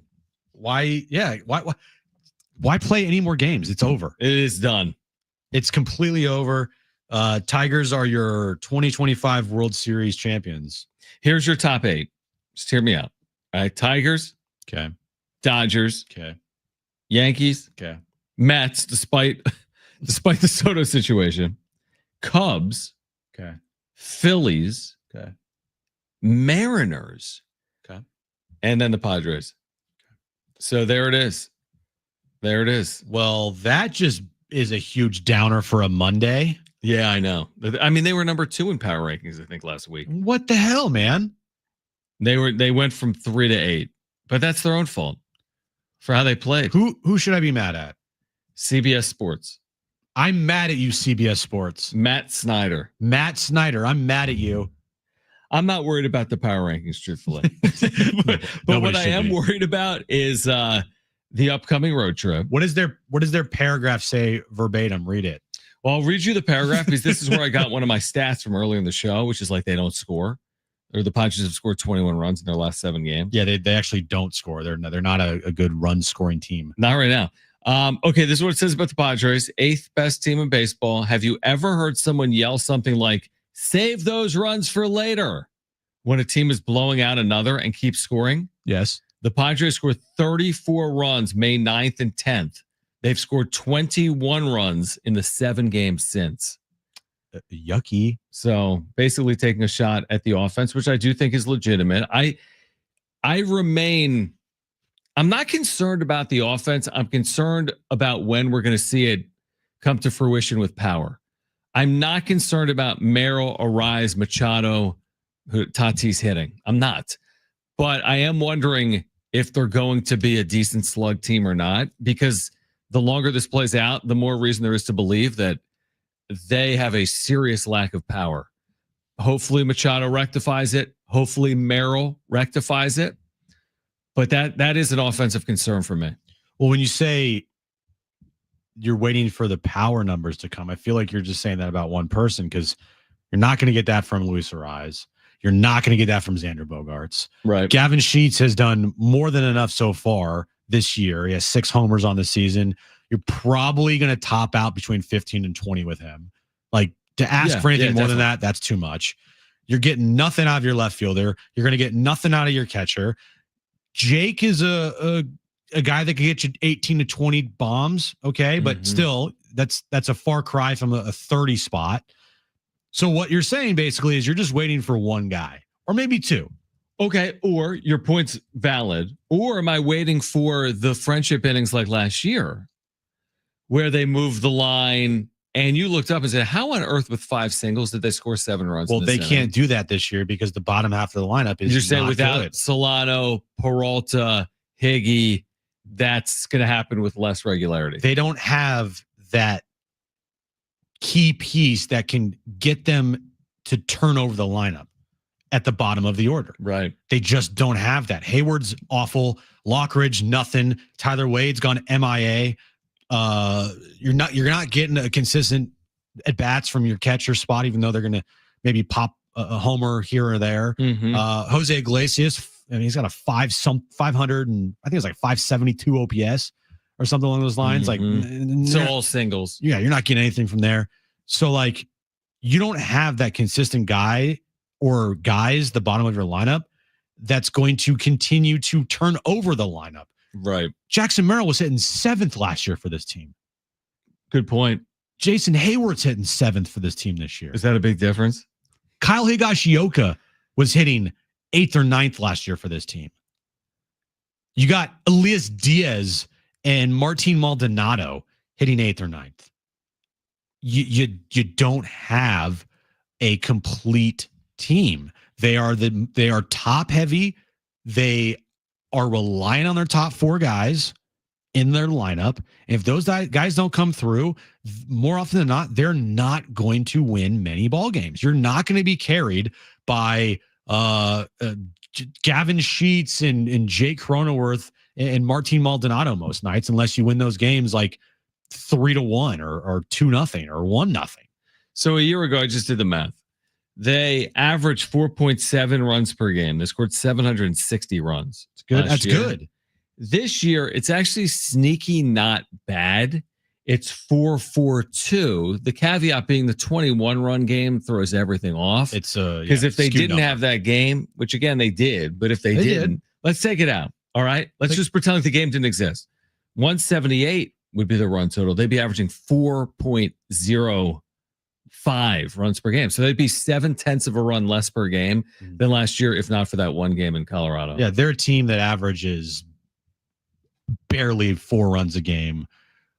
Right. With the 21 run game, like not in the equation. Yeah, exactly. That's like such an outlier type of game, and it skews the numbers. It makes it look better than it really is. Yep. No, I agree. Like when you have, if you had a game where you hit like, I don't know, 4 home runs, and that it doesn't happen, but like say Manny hit 4 home runs in a game, and then he goes an entire 2 months without any home runs. It's like, well, the numbers are gonna be skewed because he had the 4 home run game. Yeah, right. Or like a Xander, when he has those like big RBI games, like 15 RBIs, it's really good, but there's also doing them in big chunks. And so over the course of the season, it's like, can you spread those out a little bit more? Right. Exactly. No, it's exactly right. All right. On the other side, we'll get to Is That Good? The best and worst of the sports weekend. Be listening for that goal call. When you hear it, call 877-767-4760 for a chance to qualify to win 2 free tickets to see SDFC against Austin FC on May 31st at Snapdragon Stadium. The best and worst of the sports weekend.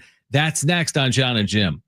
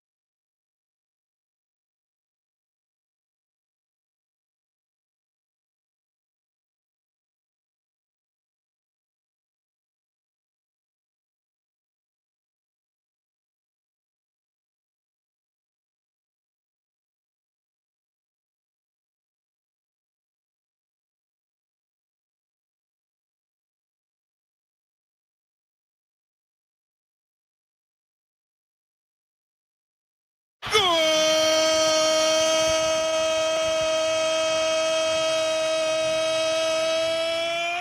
Chucky Irving! Chucky Lozano went chuk, boom!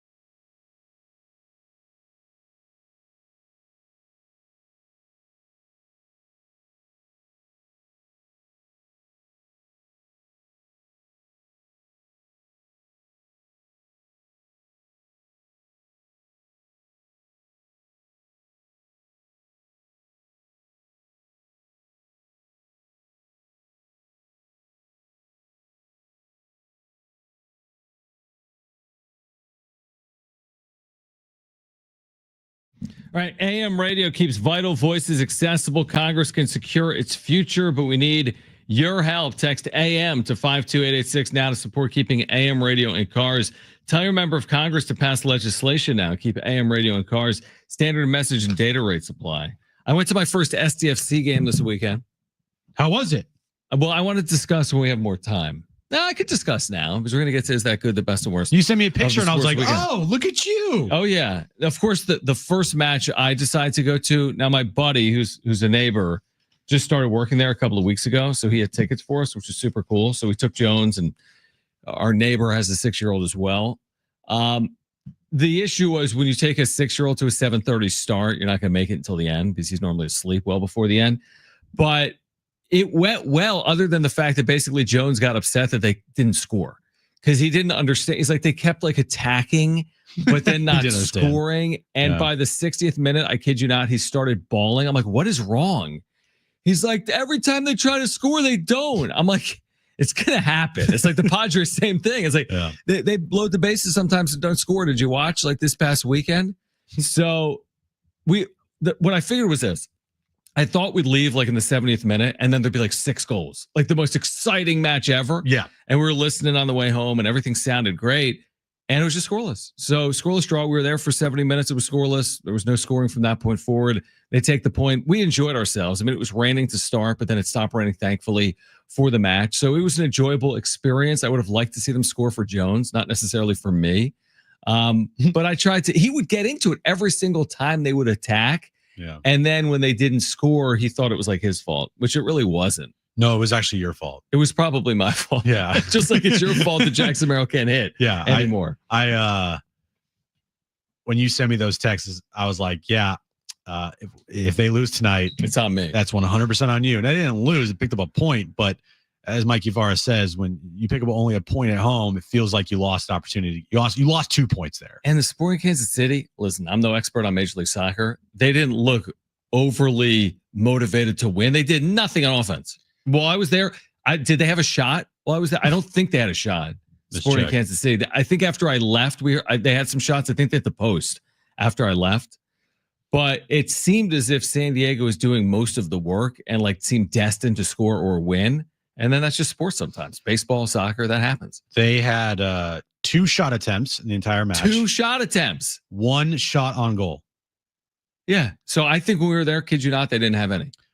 In comparison, SDFC had 10 shot attempts and 5 shots on goal. That should be 2 points, not 1. Possession favored SDFC almost 66%. Don't you think they should get 2 points? Like, why is Sporting Kansas City getting a point for that? Also, SDFC had 8 corner kicks. 8. And let me guess, Kansas City had like 1. 2. Right.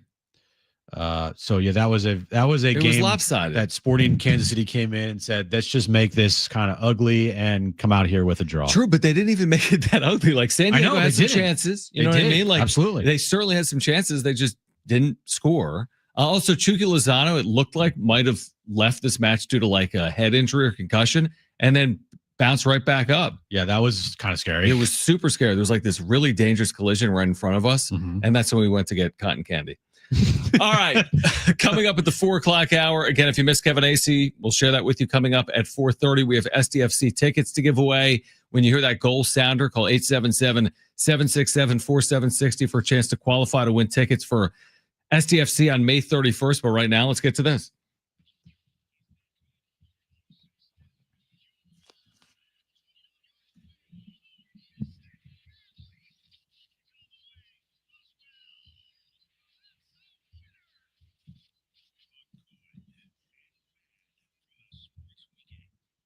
I'll start with a game 7 that we all were hoping was going to be good, but it really wasn't. The Thunder with another blowout win, this time beating the Nuggets, advancing to the Western Conference Finals, winning by over 30 points. Brent, is that good? No, it's not good. Not good. Awful. It was like tied at 40. I wanted a bad, good game 7, not a 25-point game was blowout. awful. It was tied at 40, and then a minute later, it was a 40-point game. Aaron Gordon's out there on one leg. Yeah, that was probably a bad decision.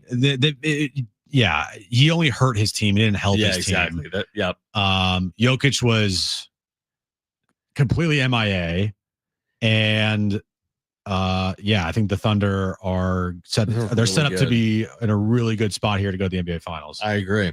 All right, my first is going to be the Padres this weekend with men in scoring position. They had 0 hits. Now that was in 21 opportunities. So 0 for 21 with runners in scoring position versus Seattle this weekend. Is that good? No, it's not good. Are you kidding me? It's not great. It's not great. No. Did you watch any hockey over the weekend, John? Do you mean that Panthers Maple Leafs game? The Maple Leafs. They are. Did you call them Maple Leaves or Leafs? Leafs. Maple Leafs? Yeah, they're the Leafs. What did I say? Maple Leafs? Kind of. I just talk kind of fast sometimes. Don't they always lose game 7s? Isn't that what they're known for? All the time. How many? All of them. Really? they just, for whatever reason, you think of I don't want to say the most cursed, not cursed, but just like teams that haven't won a championship in their respective sports. The Maple Leafs might be up there. They have no titles? Yeah. I thought they were like historic, but that's more Montreal. Historically bad. Wow. Well, anyway, game 7 on their home ice, they get blown out 6-1. Once proud franchise. For the Maple Leafs, Brent, is that good? No, it's not good. Is that right, dude? Because it says here they have 13 championships. Is that including cups? Or is it I before the don't cups? know. I don't know. How does Toronto not have any titles? Because it's Toronto and the Maple Leafs are. Can someone tell me? There's no way Toronto hasn't won a Stanley Cup. It's Toronto. It's like saying the Yankees haven't won a Stanley Cup. Maybe. No, it's not. No, All it's right. not. Someone look that up. Brent's looking it up. It's not. My next one, Scotty Scheffler, 3-0 with a 54-hole lead at a major championship in his career. That's not easy. Hold on. Is that good? It is good for Scotty Scheffler. Brent's looking this thing up. It is good. Brent, what do you got? They've won the Stanley Cup 13 times, but their most recent championship win, and I use recent in air quotes, was in 1967. Yeah. But 13 titles. That's no. 13. Second all time, only you. behind the Canadians. All right. What else do you have? Well, I was going to say, did you see like the ad for Nike for Scotty Scheffler? Guilty. So good. Because he got a year arrested ago- last year at the PGA Championship. Dude, Scotty Scheffler has turned into, this guy's unbelievable, right? He's the best player in the world. Well, he's turned into it though in a short period of time, hasn't he? Like 3 years ago, he hadn't won a major. Now he has 3. I know, that's pretty good. It said best player in the world, ? Guilty. Right. Period. So freaking good. Caitlin Clark in her first game of the season this past weekend. No big deal. Triple-double. Brent, is that good? It is good. It's not just that. She is tied for the 3rd most triple doubles in the history of the WNBA.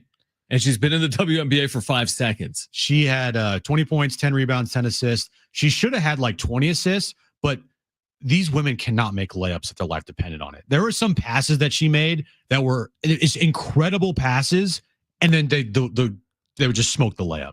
I'm like, this is really hard to watch. And watching as much of the game as I did, it is clear. Caitlin Clark is the best player in the NBA. It's not even close. Okay, a couple of things. Asia First of Wilson's all- really good.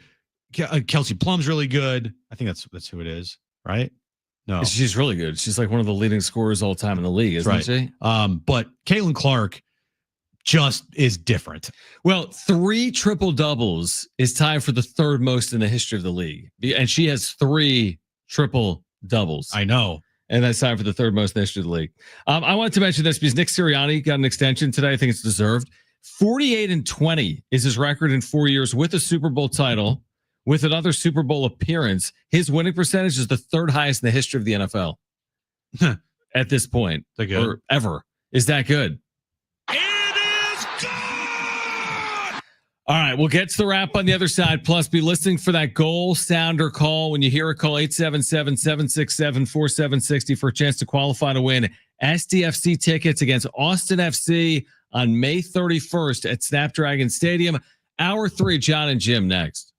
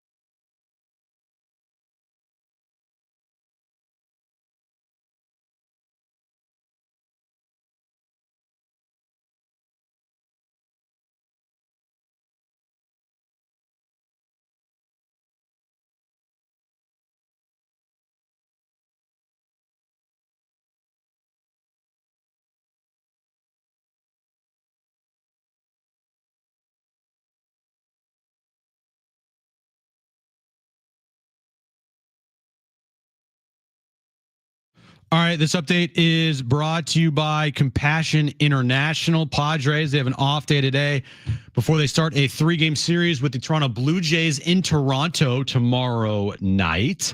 SDFC, they ended up having a scoreless draw against Sporting Kansas City this past weekend, picking up just a point at home. And the Eastern and Western Conference playoffs are set. It's going to be the Knicks and Pacers in the Eastern Conference Finals, and then T-Wolves and Thunder in the Western Conference Finals. Compassion sponsorship means food, healthcare, education, and more for a child in poverty. And there are thousands of kids who've been waiting over a year. And their wait. Sponsor a child with compassion today. Text the word radio to 83393.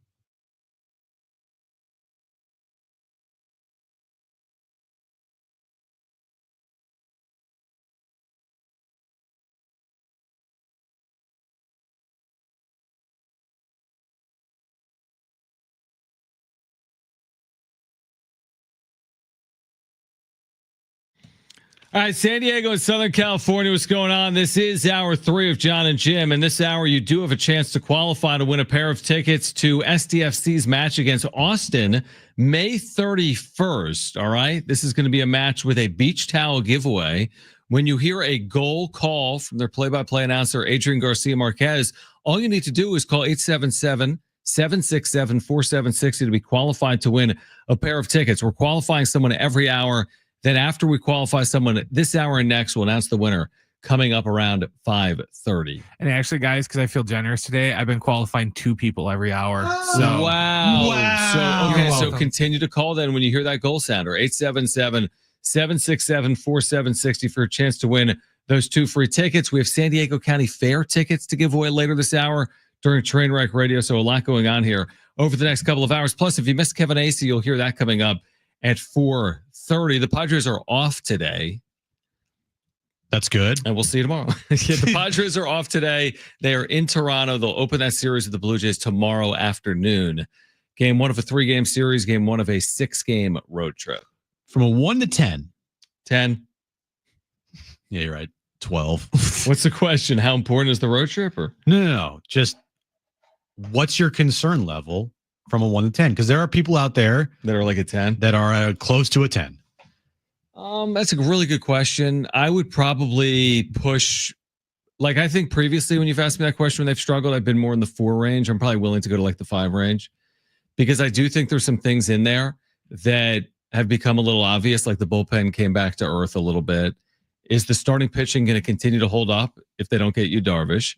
And the offense lacks slug. And you've illustrated the point. The bottom of their lineup isn't as good as the bottom of the lineup from a year ago. So I'm not concerned, but I'm also not like everything's perfect either at this point in the year. So I think I'm right in the middle. What about you? Yeah, I would go in the middle as well. Like a 5. Mm-hmm. I'm not anywhere close to like alarm sounding where it's just bad, but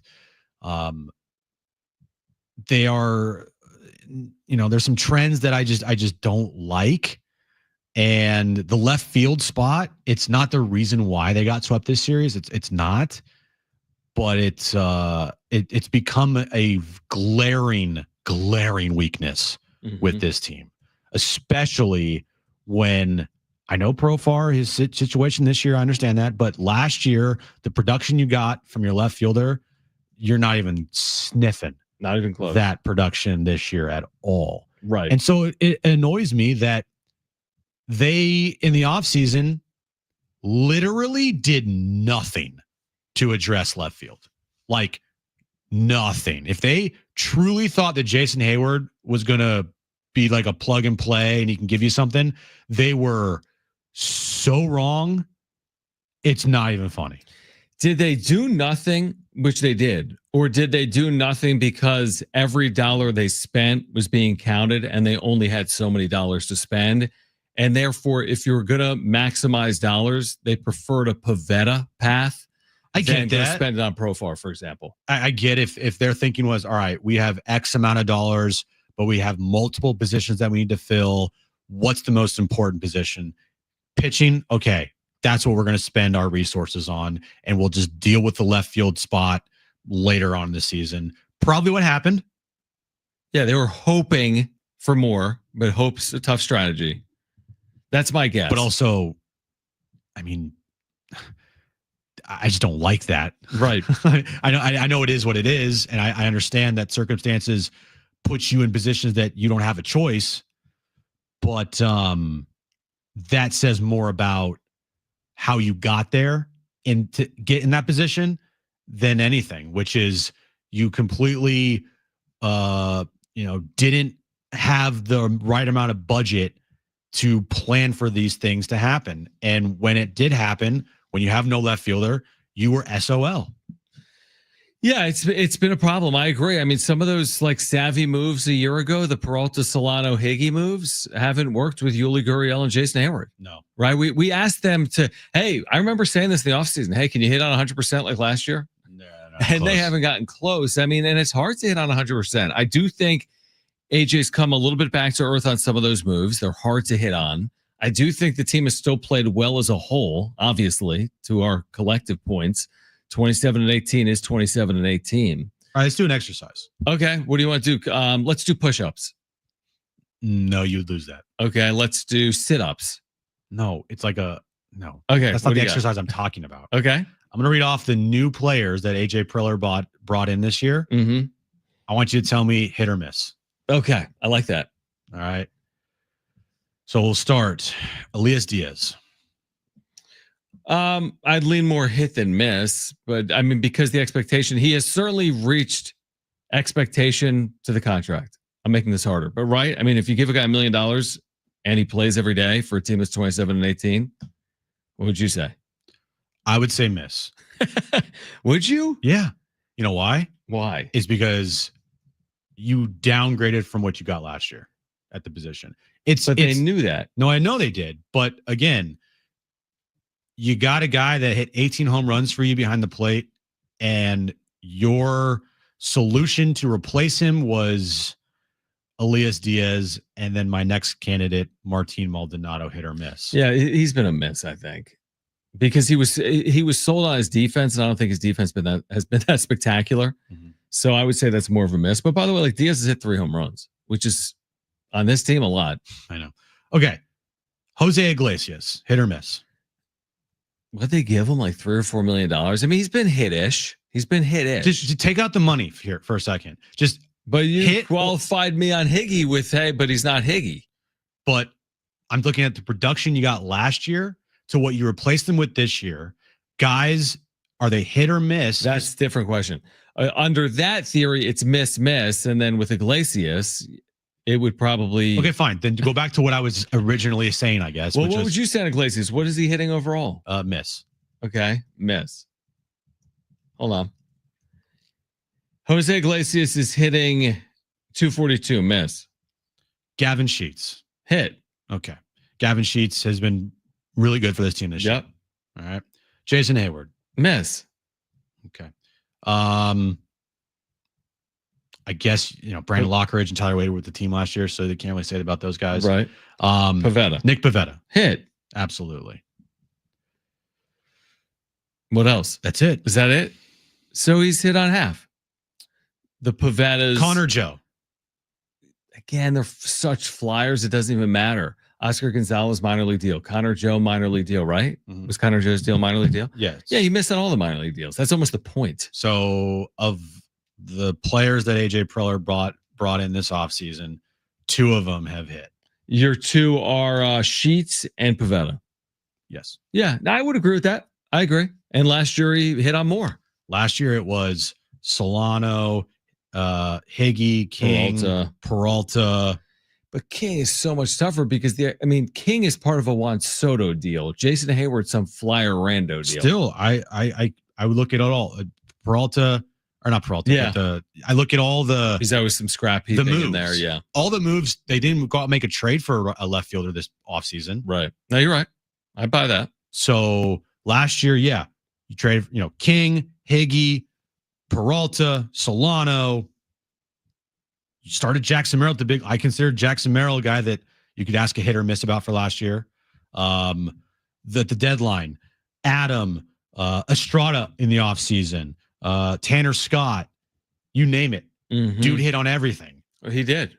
This year, and it just shows you how difficult it is to have that high percentage hit rate every single year with GMs, where one season everything clicks for you. Every guy that you bring in produces and contributes. And then the next year, so far, different story. But let me say this, and you're right. I completely agree by and large with everything you're saying, but hear me out. This year, they're better. You know what I mean? Like, just stop the season. The season's over. They're 27-18. That's the same winning percentage as last year. Just actually a little better. You think they're better this year? But it's not up to me to think. I'm just saying if they're 27-18. I also think that's too early to say that. That's probably true. I agree with that. Because they could easily not sniff 93 wins. True. Or they could win 111. Not really. Or they could win 94 is my point. You know, they could get to that number. I think we can revisit that. I agree. When the season's over. I can't wait to revisit. What do they call it? I'll do the autopsy on the moves. I'm with you. We'll have time. Because I truly don't think that this team is better than last year's team.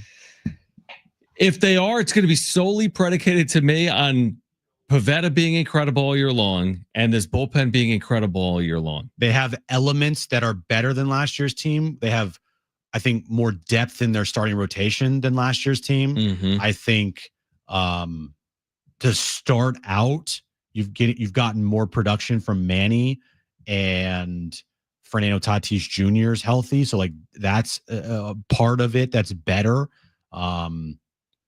But there are elements of the bullpen are better and also kind of equal to last year's team as well. But there are a lot of things from last year's team that this year's team, no. Yeah, you're right, man. I mean, if you told me right now the Padres were heading into a postseason and would I expect this iteration of the Padres, which team had a higher ceiling? Last year's team entering the postseason, winners of whatever they were winners of, right? 43 of their last whatever. Yeah. Yeah, they were 43-19 heading into the postseason. We felt like their ceiling was a World Series.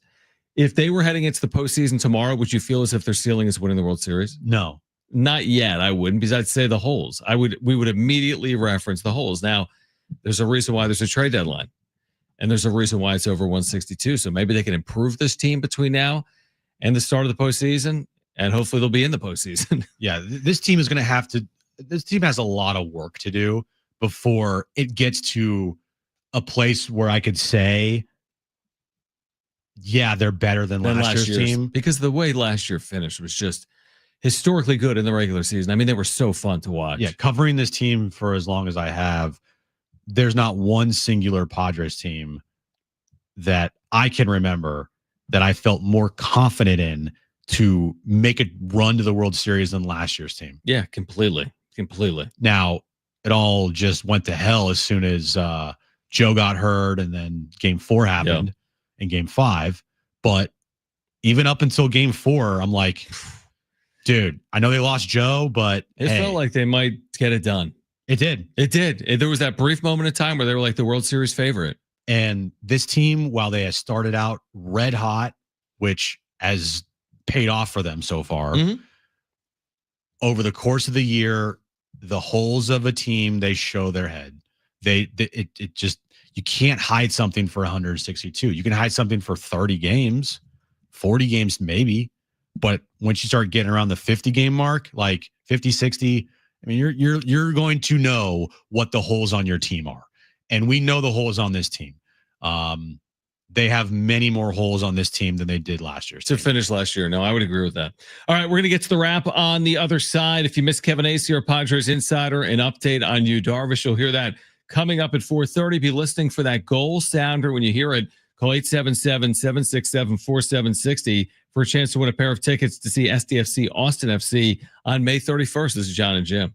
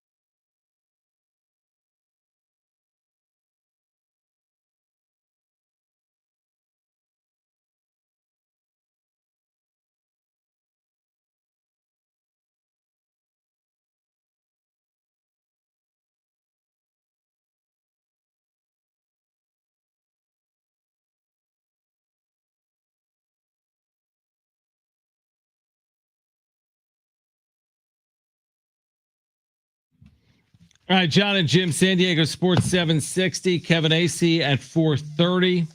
Reminder that AM radio keeps vital voices accessible. Congress can secure its future, but we need your help. Text AM to 52886 now to support keeping AM radio in cars. Tell your member of Congress to pass legislation out. Keep AM radio in cars. Standard message and data rates apply. We didn't get to the wrap as of yet, so let's get to it right now.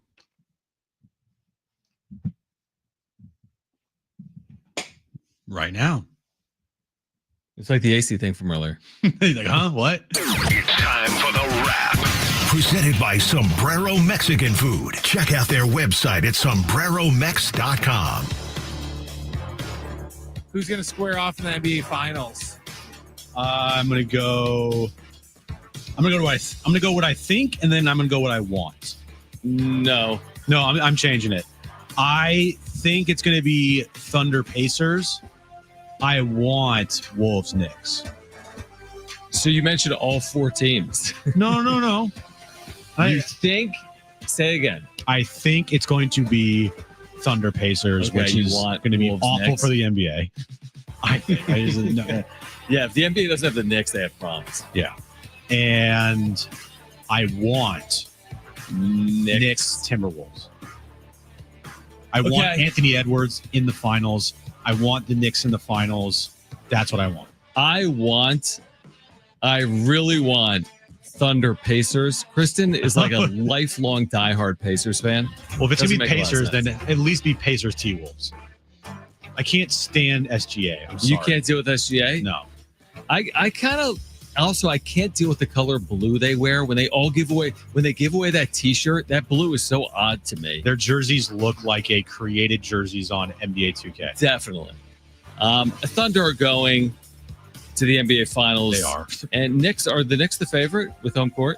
I would assume. I would assume so too. I'll say Thunder Knicks. But I want Thunder Pacers. Would to be your bad. point. But I don't want Thunder Pacers. Well, I want Pacers though. I want Wolves Knicks just because it goes back to the Karl Anthony Towns trade from last There's offseason. so many storylines there. Randall, Towns, DiVincenzo. Oh, tune in, San Diego. That sounds thrilling. Next question. Yeah, nobody cares here. Right. Except for Darren. Yeah. Oh, yeah. I mean, if you're a Knicks fan, you care. Next question. I just want to go games. Is Scotty Scheffler the best golfer since Tiger Woods? Well, he's won 3 majors. I mean, he plays kind of like he has that aura of him, kind of like Tiger did, where yesterday John Rahm just completely falls apart there trying to catch Scotty. Yeah, they were tied, right? He was tied at one point. And then he goes in the water twice. It's just, I think Scotty is the closest scare factor that we've gotten since Tiger, where he can put that fear into other golfers, knowing, oh, here comes Scotty, because he's just so solid, man. He can play bad and he'll still shoot 200 or 300 par. He's that good. Yeah, I mean, 3 majors by the age of 28 is doing serious work. Obviously Rory is in this era. He kind of cooled off before winning the Masters earlier this year. I mean, he could make the case. I think in 2 years, if he's got another major or 2, if we look up, he's 30, and he's got either 4 or 5. I think a lot of people say this is the best golfer since Tiger Woods. The one thing that Scotty doesn't do is you don't ever talk about choking and Scotty in the same sentence. The thing with Rory before the Masters win, which I mean that was amazing. Mm-hmm. An awesome moment. That was a big hurdle. Yeah, because he has mentally for him. Tiger never dealt with any mental. He was always the guy that everyone feared. I feel like Scotty might be the closest to that in that sense of people actually fear Scotty when they know he's around you on the leaderboard.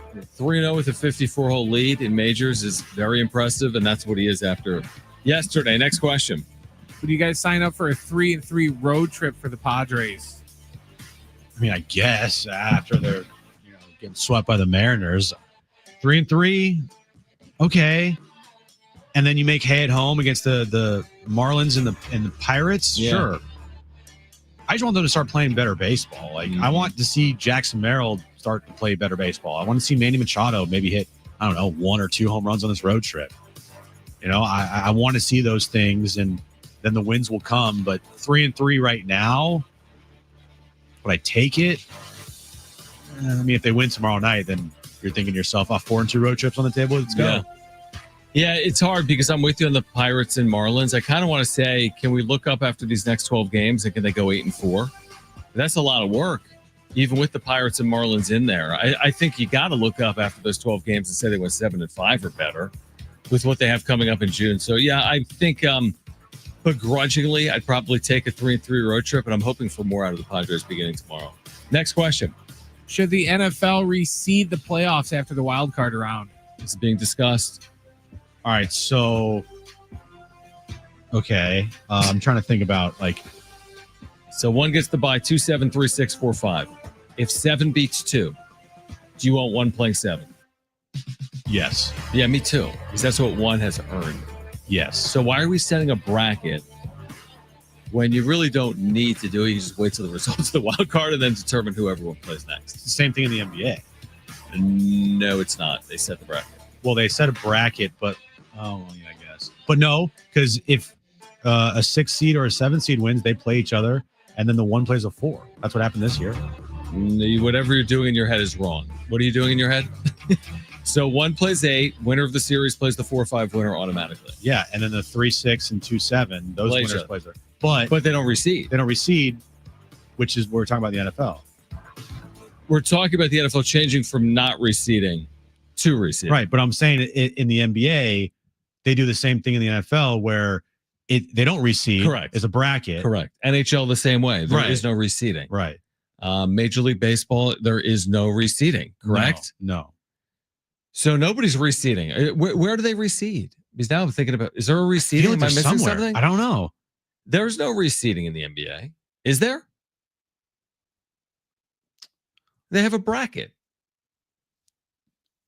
They do. Where'd the music go? So it's done. Oh, it's fine. It's the last question. Help us out in the chat. Are we that idiotic? They don't reseed in any of the 4 major sports in America. Is that correct? NFL currently does not reseed. Major League Baseball, MLB with the wild card, I don't even know, but they don't reseed. Right? 3-6 winner plays 2, 4-5 winner plays 1. Yeah, they don't reseed. NHL doesn't reseed. I feel like do they? there's do they? I don't. Dude, I don't know, man. Either do I. I got the foggy Monday blues. Yeah, whatever. But how do I not know this? I mean, unless I'm missing something in the NBA and they reseed. They don't reseed in the NBA. Okay. All right. If you missed the conversation with Kevin Acey, we're going to share it with you on the other side. I'm all for reseeding, I think, in the NFL. I think it makes sense. Jordan in the chat says, usually hair recedes. Oh, that's a good point. Yeah. That is a good point. Yeah. All right. If you missed our conversation with Kevin Acey, the update here on Yu Darvish and when we may see him next, you'll hear that on the other side. Be listening for that sounder. When you hear it, call 877-767-4760 for your chance to qualify to win SDFC tickets May 31st at Snapdragon Stadium. This is John and Jim.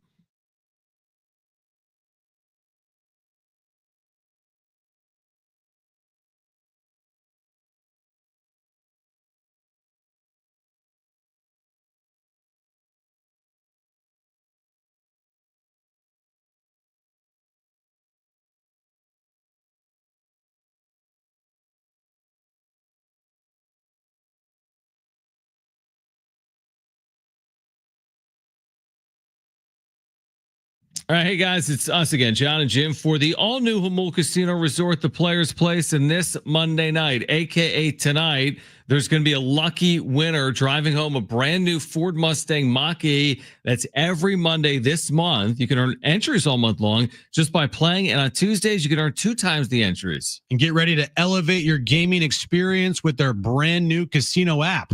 Get 200,000 bonus coins when you sign up and enjoy real rewards.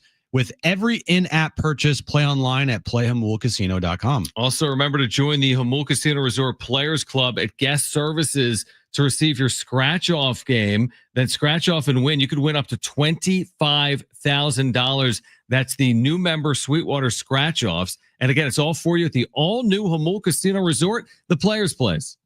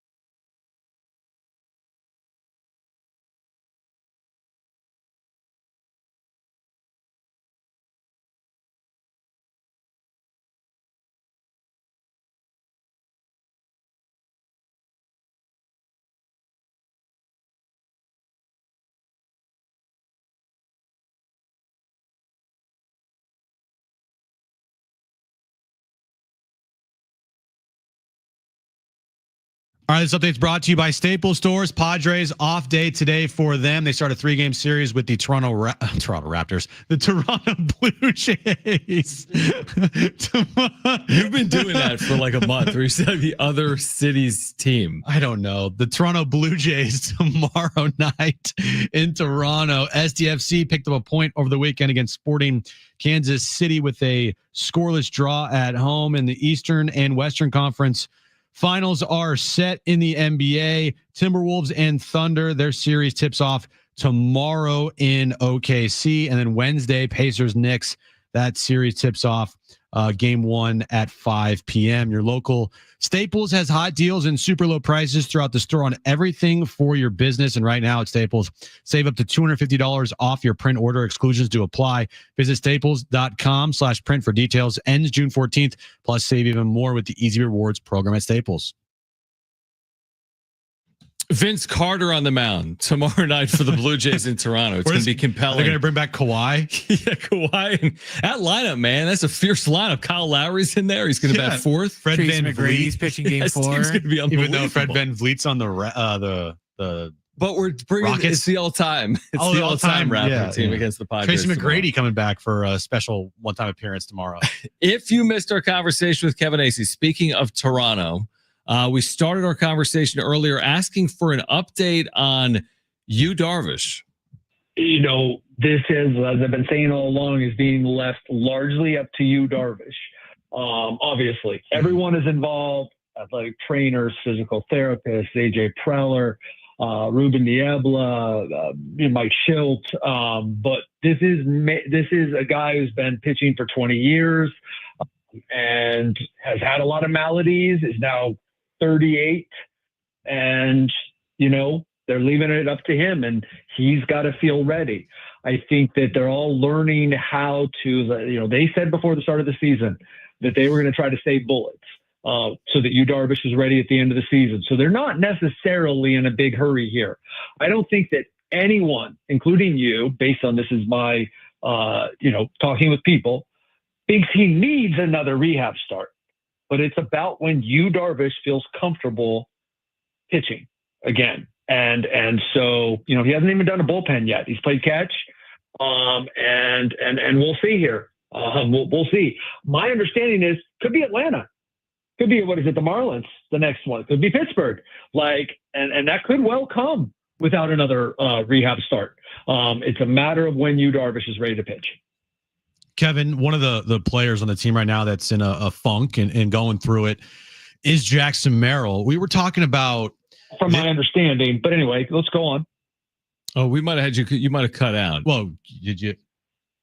Oh, it's my fault. Oh, I didn't hear you. Sorry. It's completely Jim's fault. Oh, it's my fault. Yes, it's 100% my fault. Yes, I take the blame. I'm sorry to have been so blunt, but I feel like you needed to hear it from someone new. Yes. I've been hearing it from. So how did this happen? Because Jim put on social media like he's the best center fielder in baseball. If you disagree, go argue with a wall. Since then, Pete Crow Armstrong has run circles around Jackson Merrill. Yeah. Jim gets tagged in everything. Yeah. And Jim takes some blame. Well, and I know you've been through this before, but what I want to say is welcome, brother, to my world. The dangers of talking about and writing about baseball is just how quickly things change. Yep, exactly.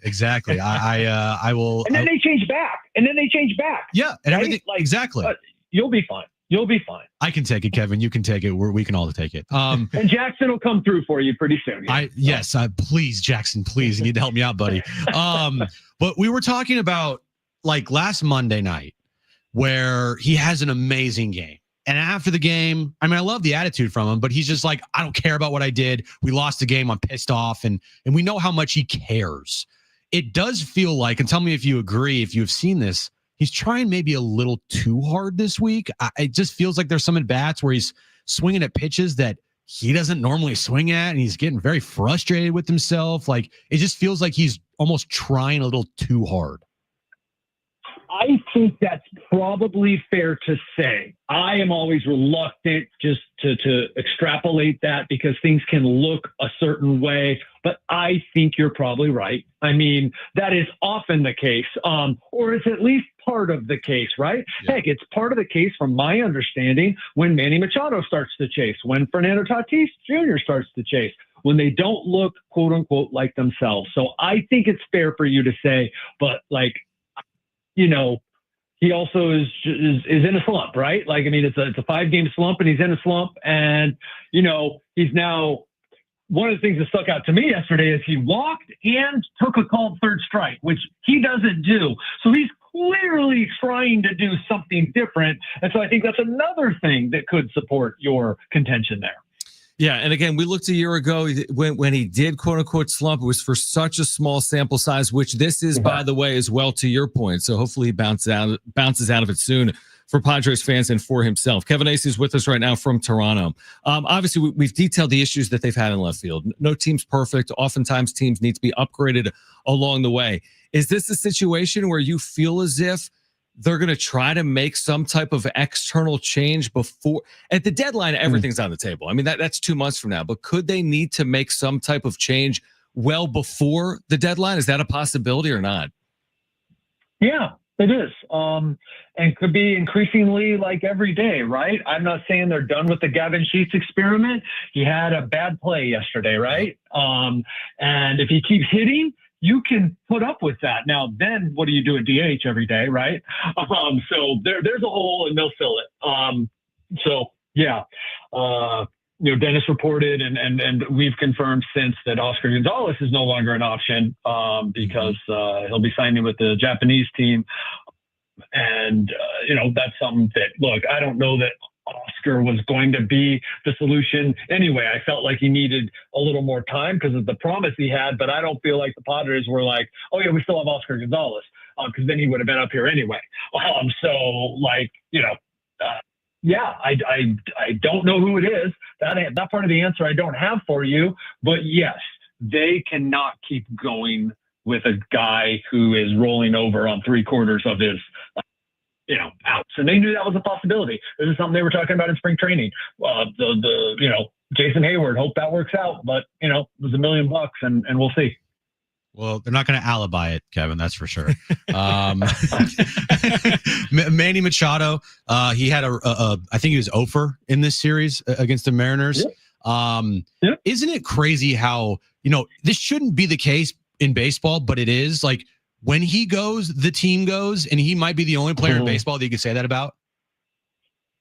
Yeah, and it's like, you know what? That is true of, I'm agreeing with you, but I'm going to say, like, people argue with me, and it's true. Like, that's true of stars. That's why you have them, of most stars, right? But it's not as true. And you go ahead and pick something. Pick like this series where Manny goes hitless, and lo and behold, the Padres get swept. Series where, or months where Manny is hot and the Padres, go 16-10, or whatever. How about last year what were they, 37-1 when he had multiple RBIs? And I did the research, and there wasn't anyone close to that. So yes, as Manny goes, the team goes. I don't know it's as much this year, but yes. I mean, first off, he's Manny. Second, he's in the 3-hole. So look, Manny Machado and Jackson Merrill were, quick math, was it 1 for 23 with 2 walks or something? Yeah, I think you might get swept every time if that happens. Yeah, it's certainly not a good formula to win baseball games, as we saw this past weekend. You've written about this, Kevin. I mean, obviously the start was terrific. 14-3 is as good as any team can start, essentially, in baseball. But they've really come back to earth at 13-15 over their last 28 games. What's the primary culprit there? Has it been, a year ago, their offense was really, really consistent. Move the line. I feel like we've seen less of move the line. We haven't seen the true power and slug that we were hoping to see. How would you explain their 13-15 run over the last month? Well, yeah, that is true. And I'll start with injuries. Yep. Just like, okay, the number of guys key guys that you can include Jay Cronenworth in there because he's been moving the line. So as long as he's doing that, you have to say him being out was a huge deal. Sure. Jackson Merrill, huge deal, right? Because he was out during that stretch where he could almost not hit a ball 100 miles an hour and find a hole. So that's huge. The bullpen, right? Rough stretch during this time. Yep. And Jason Hayward. So there you go, right? Like that'll stop you from moving the line. So you had Jason Hayward and you didn't have Jay Cronenworth and Jackson Merrill. That's huge. Now you could talk about how, I don't know, whatever. Not the same team as last year, not as lucky. I don't know, but I'm going to go ahead and say you had Jason Hayward, who has been a void, and you did not have two really big guys. And so all of these things are valid in terms of run production, problem, home runs, problem, but I'll wait and see a little while longer when they have the full team together. Would you consider this road trip kind of like a sneaky tough road trip for the Padres? Oh, good one. Yeah, sure. Blue Jays always tough, right? And Braves getting better. They absolutely, they ambushed the Braves, right? Like the Braves were not the Braves. So fortunately for them, because the Padres are playing themselves into a wild card here. I'm joking. It's early. But they already have the tiebreaker over the Braves, no matter what happens in Atlanta this year. So that's good. But yes, I would consider this a sneaky, difficult road trip. And if you can go 4-2, obviously nothing's guaranteed, but you go home and face the Pirates and the Marlins. So this could be big, because then at the end of that comes Giants, Brewers, Dodgers, Diamondbacks, Dodgers. Like it gets, I think then Phillies or I don't know. It's a rough June. It really is. Kevin, before you go, how mad is everyone about the Maple Leafs in Toronto? I heard some comments today. It's also like a holiday today. This is like their Memorial Day or something, or so like Victoria Day. I'm sorry, guys, I don't know what it is, but it's a holiday, so it's like dead here.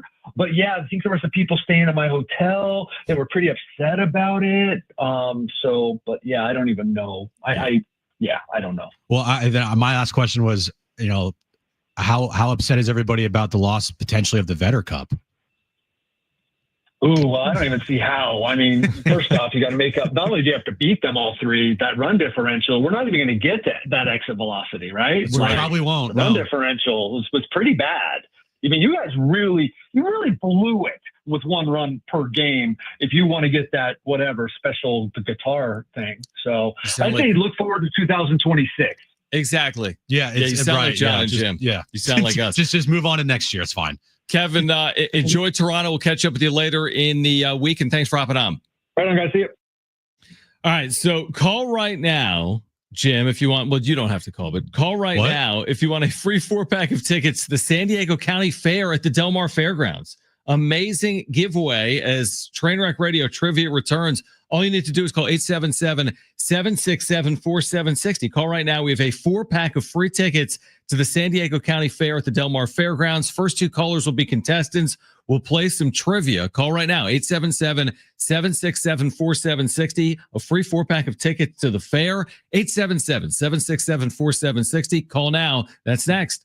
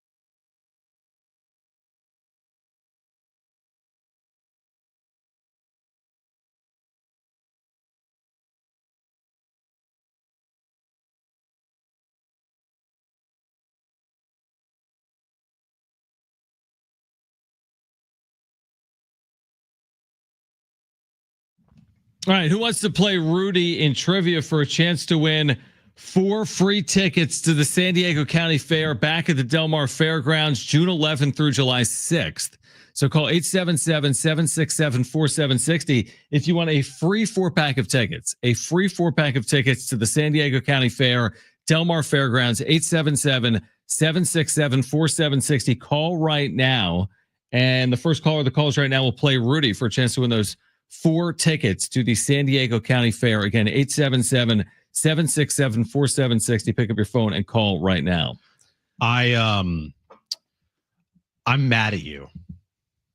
Yeah, well, we'll discuss that. We can discuss it right now if you want. I know what you're going to say. I already know what you're going to say, and I agree with you. All right, go with it. Bro, we both have problems right now. Bro, you're going to make me do something I don't want to do. And that is start buying cards. Yes, thank you. One of us. Listen, here's the deal. Neither me and you, like, you don't have a ton of like extra income, right? You're going on a honeymoon. You just had a wedding. No, nothing. Right? You're not sitting here just, free spending left and right in San Diego. But what I'm making my sandwiches myself at home. But what I like is you don't have any money, but now you're getting into the card hobby game and you're trying to buy things without the money to pay for them. I'm like, $130 is not that bad. Like $130 for a Pokemon 98. Like, do they even exist then? Yeah, it's not that bad. So I've been obsessed with cards for like 10 days. Like previously, I never even talked about it. I'm shocked it's gone this long. I am too. I don't know when it's going to end. Maybe Pac-12 realignment. Maybe something's going to happen that's major for you to stop your obsession with cards. It's kind of gotten over. Aztec football. I've spent a little bit of money last week or two. You are. I haven't disclosed it all. Every time that we come in before the show, you're watching a card video now. Correct. Or you are on eBay looking at rookie like Ethan Salas cards. Yeah, it's got to a point where it's not just a fad; it's now become a part of you. Like you have Charizard cards or Charizard cards. Charizard cards. I mean, well, here's what you have done to me. Mm-hmm. I am giving you some of my cards to hand in to PSA this weekend to get graded. Yeah, like that's where we're at now. I'm like I was yesterday cleaning the backyard because we're leaving next week. And did you find some cards in the backyard? No, during our spring cleaning, I went into like our storage shed to find all of my cards. And Aaron was like, "What are you doing?" I'm like, "Looking for my Pokemon cards." She goes, like, "Oh no." She's like, "What?" It might pay for the honeymoon. If you get it graded like a 10. It's not going to get graded a 10. Honey, why are you Googling divorce lawyers? Yeah. Listen, there's nothing wrong with spending a few dollars or a few $100,000 on cards. There's nothing wrong with that. Could be way worse. You could be doing way worse things. Yeah, like drugs and exactly. That'd be a problem. Right. So just collect cards. Right. Yeah, man. I think drugs might be cheaper. Probably. Honestly, it probably is. Yeah. Let's get to it.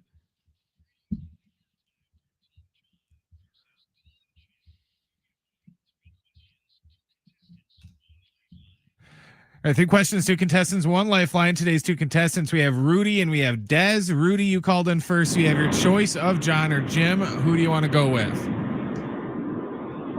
I'll go with John. All right, Rudy and John. Dez, you get Jim, okay? Perfect. All right, Brent, what's the question of the day?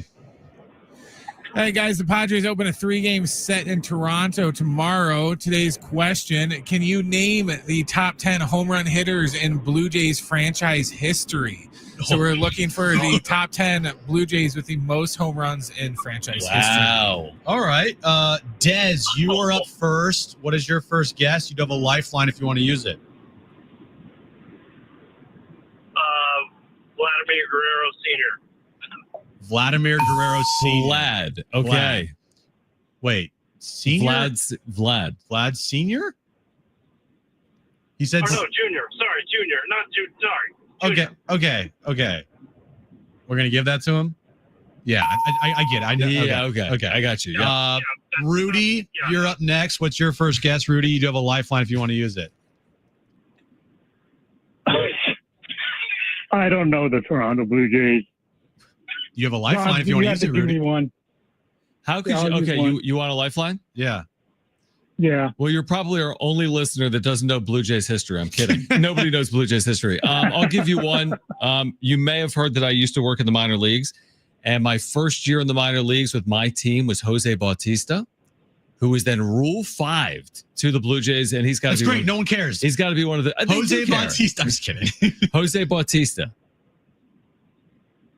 Okay, I'll take it. All right, there All you right. go. Dez, you're up next. What is your second guess? You do have a lifeline if you want to use it. Lifeline. I'm gonna go with Carlos Delgado. Do you take that? I will take it. Wow. Boom, baby. All right, Rudy, this is all up to you. You don't have a lifeline, so what is your next guess? I don't even have a guess. No guess. Nothing. No guess. All right. Okay, no I guess. don't name a Canadian, Rudy. What? All right. So but that means this is over, right? Yeah, I'm out. You're throwing up the white flag there, Rudy? But you can't do it if you don't know. It's okay. Okay. It's over. It's over. All right. If you don't know any Blue Jays, you're not going to win. I couldn't understand what he was saying because everyone talked at once. So No, you were talking. I wasn't talking. Yes, you were. All right. So what do we got? Who's on this list? Dez is the winner. Dez is the winner. All right. Delgado is number 1. Batista is number 2. Edwin Encarnacion is 3. Encarnacion. I know I say that wrong. Vernon Wells is 4. Joe Carter. Oh, yeah. Joe World Carter. Series. He's number 5. George Bell is 6. Jesse Barfield is 7. Vlad was 8. Lloyd Mosby is number 9, and Adam Lind is number 10. It's actually not a bad list at all. All right. So congratulations. You've won a 4-pack of tickets to the San Diego County Fair. This is at the Del Mar Fairgrounds. And this is June 11th through July 6th. The Del Mar Fairgrounds will transform to a pet lover's paradise.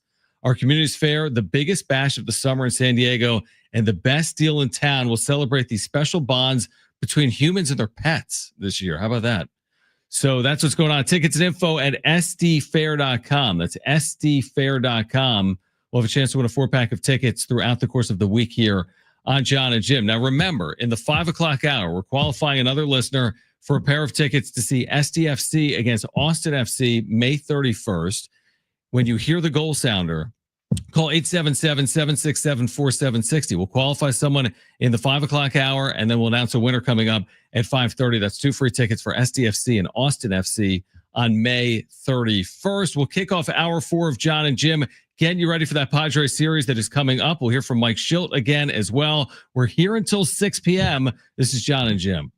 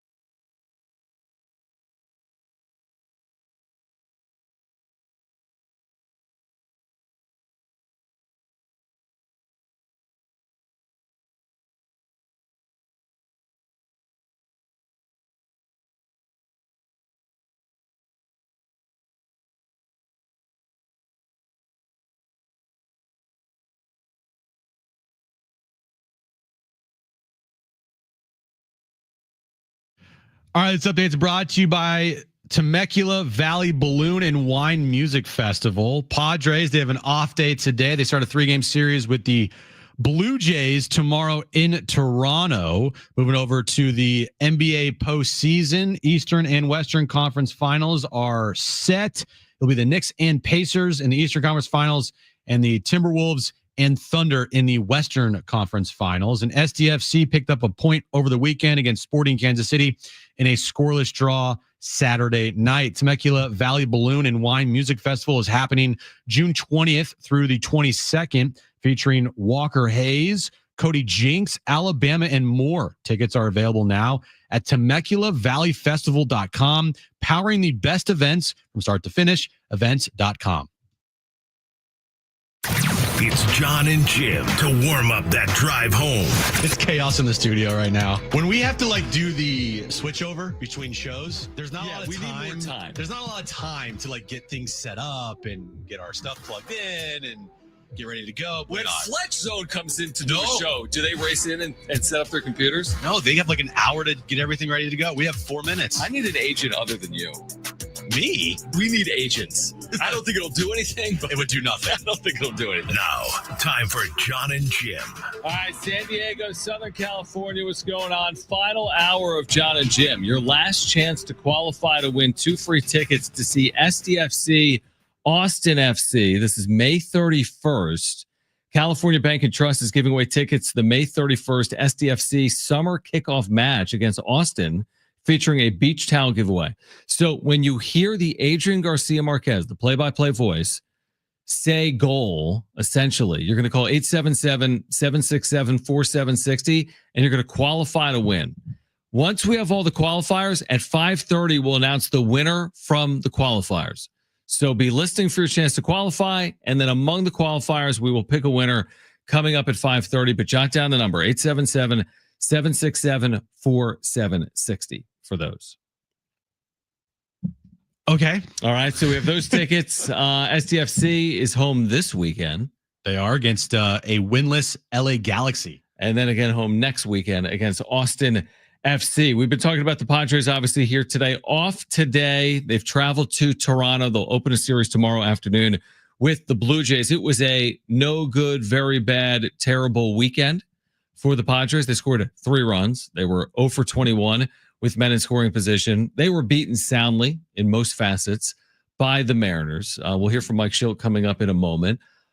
Hopefully they put it behind them. This happened 2 weeks ago. They had an off day. They got a little healthier. They won 6 straight off that home sweep at the hands of Tampa Bay.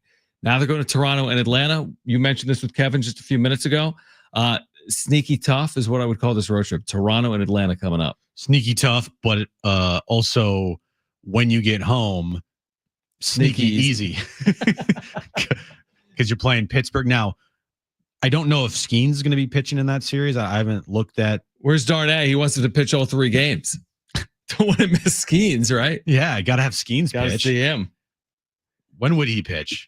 You want to do the math on that? Yeah, I'm going to do the math right now. All right. You tell me the last time he pitched, and then we'll look at the Padres. I want to say he pitched the Pirates schedule.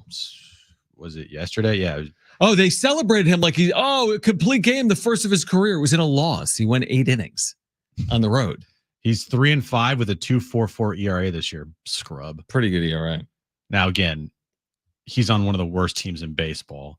How is Paul Skeens going to last his entire, time there with the Pirates? He won't. He's going to get traded. So he pitched the 18th, Jim? He yesterday? He pitched yesterday. All right. So if he stays on normal rest, he'd pitch the 23rd against Milwaukee. Then 1, 2, 3, 4. He'd pitch at Arizona on the 28th. Are they going to miss him again? I think they'll miss him. They would miss him if he pitched on normal rest. So this team is yet to face Paul Skeens. In 2 years. Yeah. And if he stays on normal rest, and he might not, because they might give him an extra day somewhere. Yeah. I think they would miss him if he stays on normal rest. They're ducking him. Somewhere Darnay is throwing things. He's like, no, I can't believe Paul Skeens isn't pitching as the Padres. There's no reason to go anymore. I don't care. I'd rather see Skeens beat the Padres than the Padres beat some scrub. Yeah, wham. What's the Padres to face the best competition? That's my argument against it. Like, would you rather see Skeens beat the Padres or Bob Wafer. Bob Wafer? It was like a play on John Schaefer. I was just trying to think of a name. Or would you rather see some rando? Bob Let's Wafer. say Bob Wafer gets called up and they shell him. 11 Vanilla runs in Wafer. 2 2/3 innings. Your nickname should be Vanilla Wafer. It really should. Vanilla Schaefer. Oh yeah, ice. Yeah. You get my point. Do you want to see Skeens shove, or you want to see someone else not shove? But John, this lineup, what an honor it would be to face him and beat him up. An honor. I just don't What get an it. honor it It's would like, be. if you make. Here's another one So for you. stupid. Here's another one for you. Do you want to make the World Series but not face the Dodgers? No, I want them to make the World Series. I don't care. That's what I'm saying. Like, I don't care if they make the World Series and the Dodgers get like upended by the Braves. Do you think Timberwolves fans are like, man, I'm glad we won that series and we're going to the Western Conference Finals, but you know what? It didn't feel the same because we didn't face Steph. Right. Nobody looks at, like, I'm not going to look at any Warriors title and be like, well, the one thing about that Warriors title is they didn't face the 2 seed. A lot of people are like, well, Kawhi got hurt in that series against the Warriors in the Western Conference Finals. Okay. Oh, Kawhi got hurt one, but Kawhi also beat them once when they got hurt. Yeah. So it evened out. So there you go. So my point is, I'm not worried about when you're seeking the first World Series in franchise history. Let's worry less about Paul Skeens and more about the Padres. You play who's in front of you, regardless of injuries. Who cares? Right. It happens. It's a thing that the other team will use as an excuse, which is a valid one. But at the same time, if you're, the Padres or, the Timberwolves, like, who cares? Yeah, I don't think there's an asterisk on the Dodgers World Series trophy that says Joe Musgrove had Tommy John. Right. Like, if Joe Musgrove would have pitched, well, that's just how sports work. Yeah. And we're seeing it right now, by the way, like you just mentioned with previous NBA postseasons, we're seeing it throughout the NBA playoffs. You're seeing huge star Hall of Fame caliber, one of one, Steph Curry, LeBron James, and others miss time, which is then impacting their ability to win in the postseason. But guess what? Nobody cares. Yeah, but nobody cares. Yeah. So nobody cares if Paul Skeens misses the Padres. I'd rather have them face Bob Wafer with a 6 ERA than Paul Skeens. Okay. Yeah, I mean, I don't even know if Bob Wafer is even in the rotation anymore. Is there a single person named on this planet that's named Bob Wafer? Probably. The answer is yes. How would you spell Wafer? Just WAFER? Yeah, I'm not going to go with the alternate spelling for Bob Wafer. There you go. Bob Wafer's address and phone number. So he exists. He's probably a Pirate fan. Hold on. Bob Wafer. There's some Robert Wafers. There's a Robert Wafer that lives in Chula Vista. There. Exactly. There's 7 on LinkedIn, Jim. There's a Robert Lee Wafer that lives in Atlanta. A Robert Wafer that lives in New York. There's Bob Waferling. There's a Robert Wafer that lives in Oklahoma City. And there's one that's in the Pirates rotation. There's one in Texas. There's a 30-year-old in Orlando Beach, Florida, Robert Wafer Jr. So there is actually a Bob Wafer out there in this world. Dude, there's 8 billion people on the planet. There's someone named Jimmy Skimmy. Right? There's someone named Jimmy Skimmy. Jimmy Skimmy. Or Jim Skimmy. Hold on, Jimmy Skimmy. Right? Or James Skimmy. I guarantee there's a James Skimmy in the world. I typed in Jimmy Skimmy and it shows Jimmy Kimmel. But you get my point. Don't look it up. No, hold on. It's a failed exercise. No, it's not. I'm trying to prove that you're right. All right, Yellow Pages. Jimmy Skimmy. Let's see here. Jimmy, last name Skimmy. Anyway, this is if anyone who was listening, they're now no longer listening. I'm trying to, dude. I'm gonna find a Jimmy Skimmy in this world. They probably exist, but that's my point. Anyway, back to the point of the road trip. The Padres just got swept at home. They're going to the road. The last time this happened 2 weeks ago, they got swept at home. They went to the road. They played well. Hopefully, they're able to do that coming up. Will it be easy? Probably not with Toronto and Atlanta. But then they get home and hopefully can take advantage of what's in front of them. And they may, in fact, the point is they may, in fact, miss Paul Skeens. If they do, great. If they happen to face him, it's not the end of the world. Hopefully they can still have success. But I'm not going to lose sleep if they don't face Paul Skeens is the point. And you couldn't find a Jimmy Skimmy? Or you found one? I found a Rick Skimmy Okay. 72 years old in Myrtle Beach. Actually, his full name is Horn Rick Skimmy. There's only one all in I the whole got. country. Okay. All I got. With the last name of Skimmy. Yes. All right.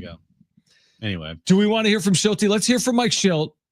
This was after the sweep yesterday. They lose at home. They score 1 run in all 3 games. This is Mike Schilt postgame. Do you attribute kind of what happened or didn't happen offensively this weekend to their pitching staff clearly very good, and a couple of your big guys kind of not having the series they would maybe normally have? 2 good teams just went at each other. They threw the ball exceptionally well. They pitch well. Historically, they pitch well. They're doing it. I don't know about the entire season. Obviously, we prepped before it, and we saw it firsthand. The starting pitching was really good. Will was really good today. All 3 of their starters were really good. A lot of different pitches located, changed speeds, had a clear plan, executed their pitches.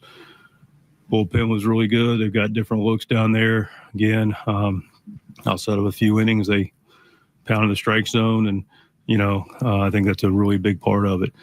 It's 2 good teams win each other, and we talk about they just got us in a couple areas that typically we get other people in. We were together. We were fighting our tails off. Preparation was good. Effort level was good. They just they threw more quality strikes than we did. Both teams played pretty clean defensively, and they were able to execute a little more consistently on offense. And like I said, some combination ace of their ability to make pitches in big spots. But that being said, we do have higher expectations with when we get opportunities to deliver more than we did this series, and we will, and we have, and we will, and but tip of the hat, and we'll figure out how to get back on it. So those opportunities, do you just kind of chalk up like that as being part of baseball? Is there anything that needs to change in those runners as well? No, I mean, listen, this is one of those things where, the game tests you. It actually is paints even clearer a picture of when we're going well, which is a lot of the time what we do to help us win baseball games. And we've done that a lot, and we're going to do it again.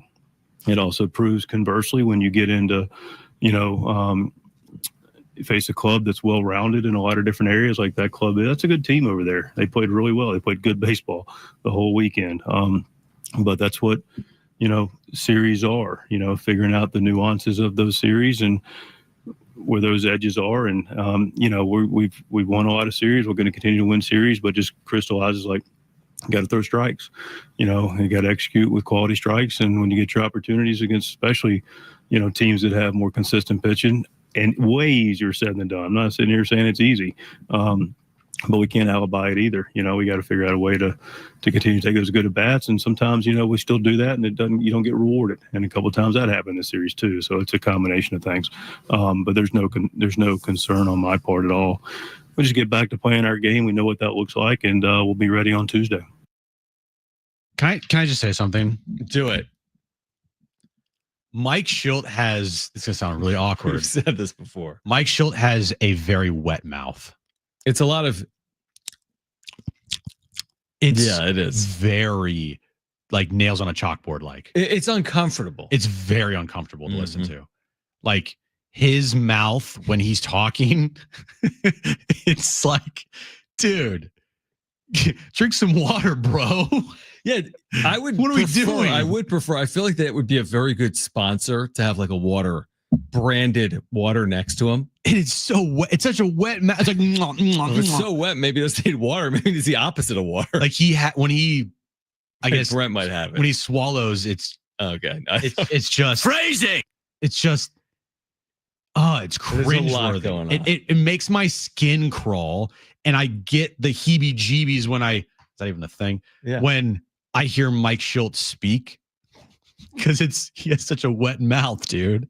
It's so wet. It's like nom, nom, nom, nom, nom.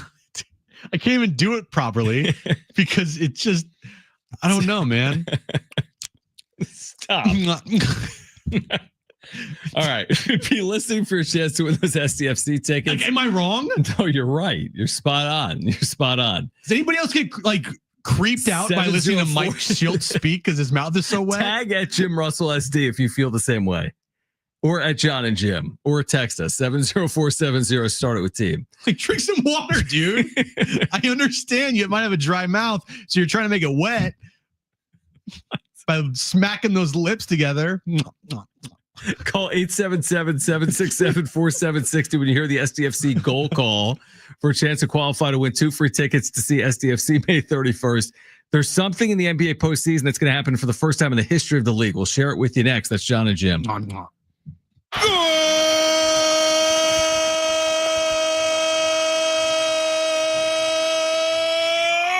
Chucky Irving, Chucky Lozano, wait, Chuk, boom!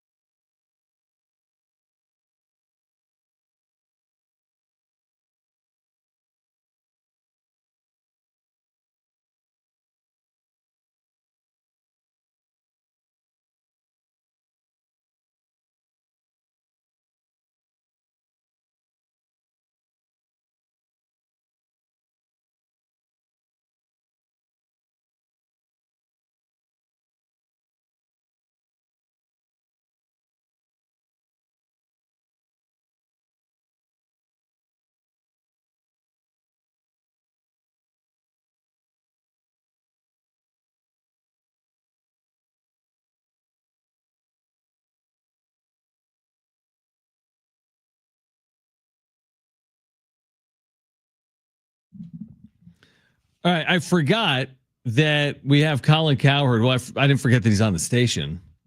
You didn't have to say that. What do you mean? That we forgot. Oh, I thought I mentioned it earlier. Maybe I didn't. I thought I mentioned it earlier. You mentioned that we had it. We just haven't played it yet. All right. Yeah, you're right. I didn't have to mention we forgot it. Yeah. Great. By the way, Wednesday at 6 on San Diego Sports 760. It's SDFC Midweek Live. You're going to hear from the head coach, Mikey Varas, as well as interviews with players and coaches. Find out the latest club information hosted by Darren Smith, SDFC Midweek Live, every Wednesday at 6 on your home for SDFC, San Diego Sports 760. So we'll hear from Colin Cowherd on the Purdy deal in a moment, but let me share this with you because I screen grabbed this tweet. And it says, amazing start for, no, not that one. Hold on. A 7th franchise in 7 years will win the NBA title.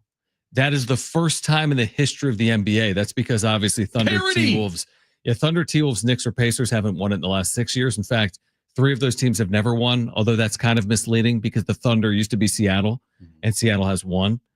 And the Knicks have won in the 70s.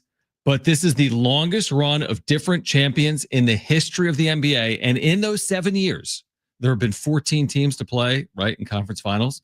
They've had 11 different teams in conference finals in the last 7 years. It's just very difficult to go back to back. Right.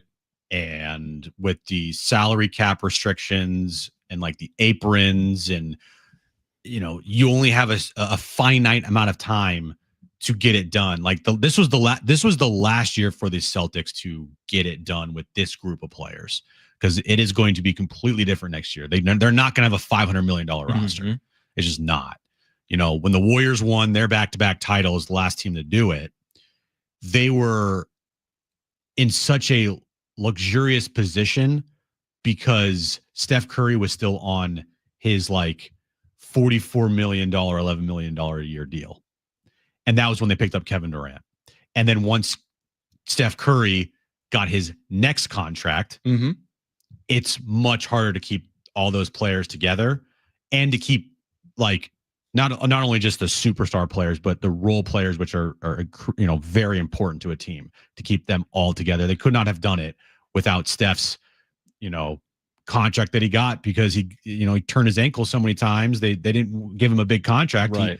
He signed, I think it was like a 4-year, $44 million deal. That's amazing. Now guys are making like $70 million a year. It was like, what? All right. Well, let me ask you this, though. Your point is valid. I buy it.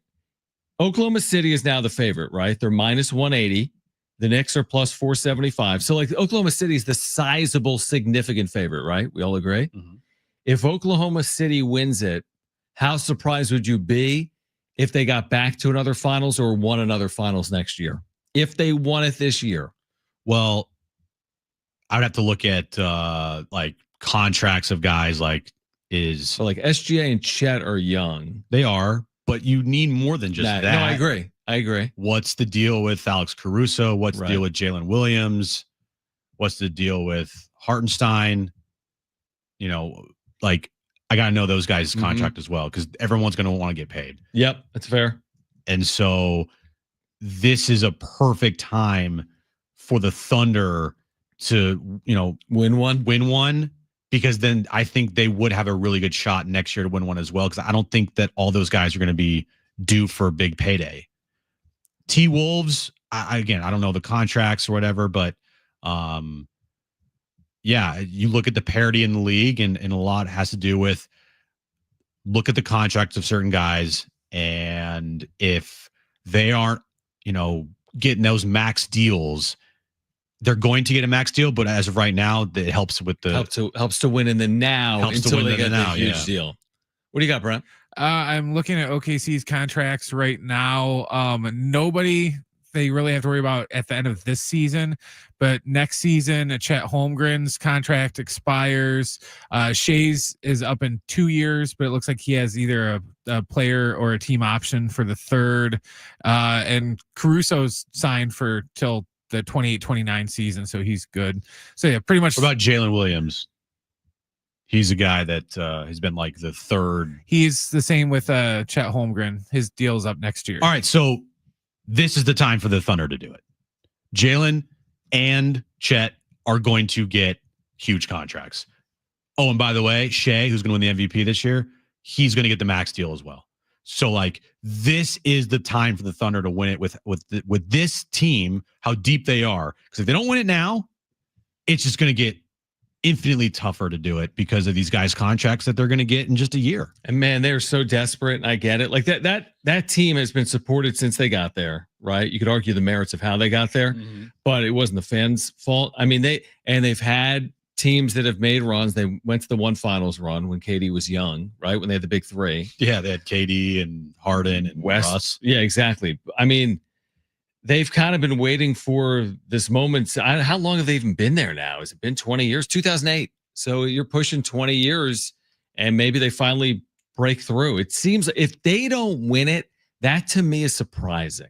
I'm not going to call it like an all-timer, because who knows? It's a 7-game series. So to me, it seems like Oklahoma City is just kind of destined to win this thing. You think? Seems it to me. It seems at home court, if you get through.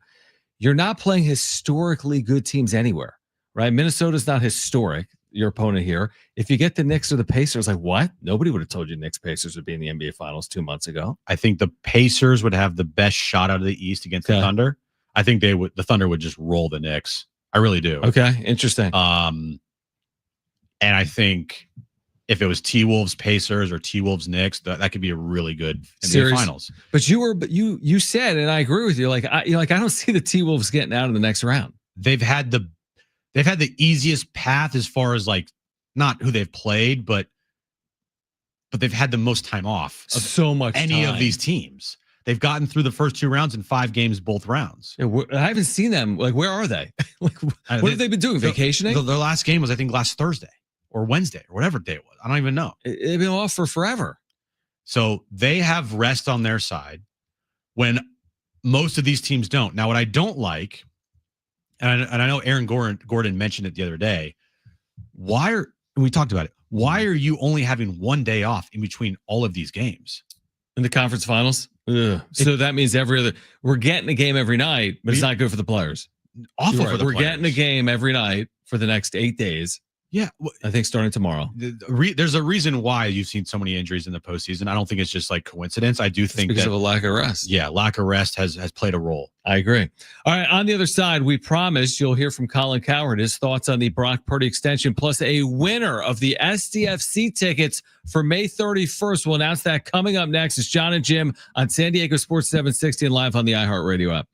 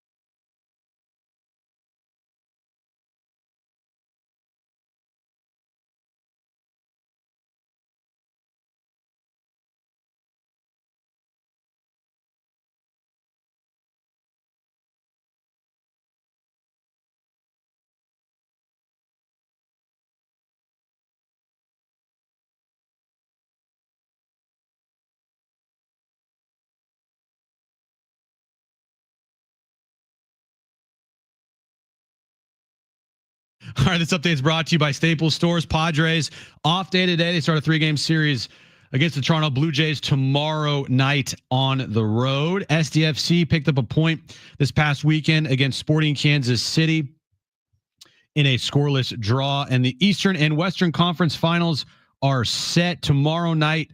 The Western Conference Finals tips off in OKC, Thunder and T-Wolves. And then Wednesday tips off in New York with the Knicks and the Pacers. Your local Staples has hot deals and super low prices throughout the store on everything for your business. And right now at Staples, save up to $250 off your print order. Exclusions do apply. Visit staples.com/print for details. Ends June 14th. Plus, save even more with the Easy Rewards program at Staples. All right, we've reached the time where we have a winner for SDFC tickets against Austin FC. This is not this weekend, but next weekend, May 31st, Snapdragon Stadium. We've got a pair of free tickets. We're going to announce the winner. Now, Brent, we do have a drum roll, right? All right, so let's get the drum roll, and then Jim will have the winner for us.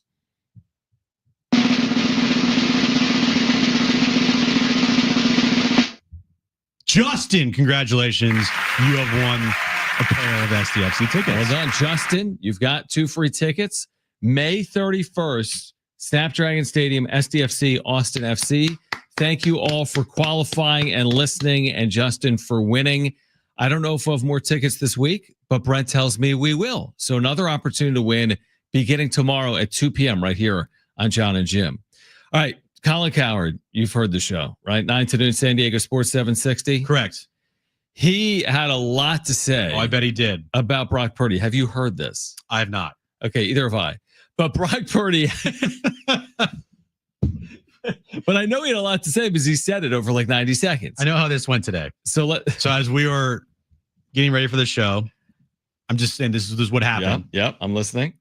You came across this on your timeline. I follow him for this. Yeah. And immediately you go, boom, easy. Run segment. down. There we go. That's why I follow the Dan Patrick Show. I follow Colin Cowherd because I'm waiting for takes that are theoretically hot. And they would be good for our show. Exactly. Yeah. I'm not going to be like, I don't care about his thoughts on like the Bucks. Maybe I do, but like a Giannis take. Anyway, this is Colin on the Brock Purdy extension.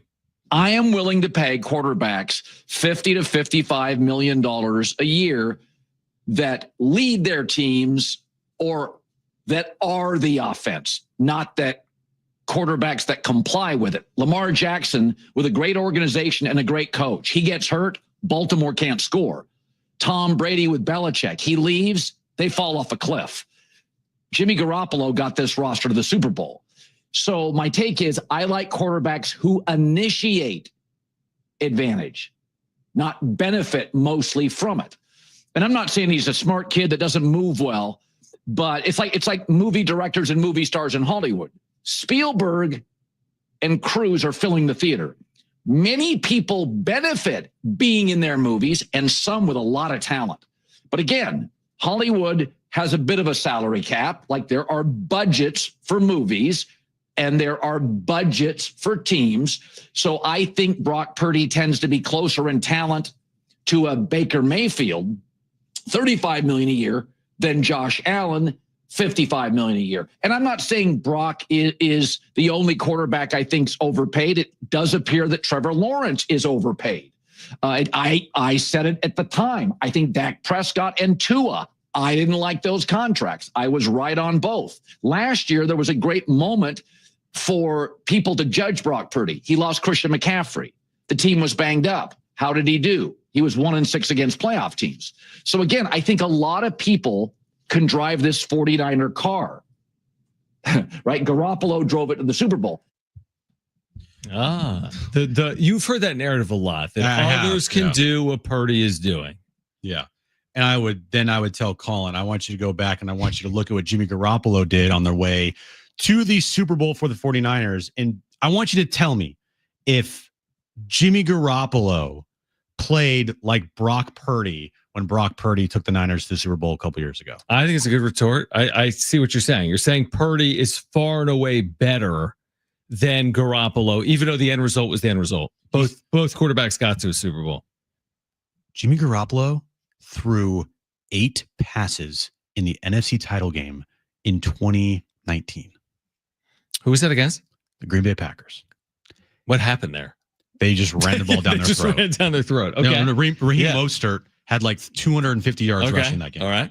But I think the argument of, well, if Jimmy G did it, then anybody could do it. It's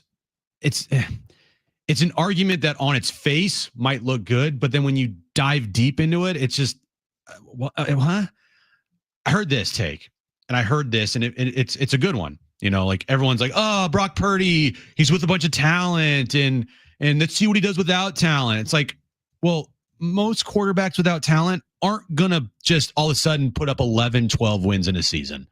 Okay. Mm-hmm. You need talent around you to be successful. You're saying all these teams have talent around these good players. Yes. Very few could maybe do that, but still you need talent around you to succeed. You just can't be a one-man wrecking crew and expect to win a bunch of games. There's a Hall of Famer that is considered one of the best quarterbacks in NFL history.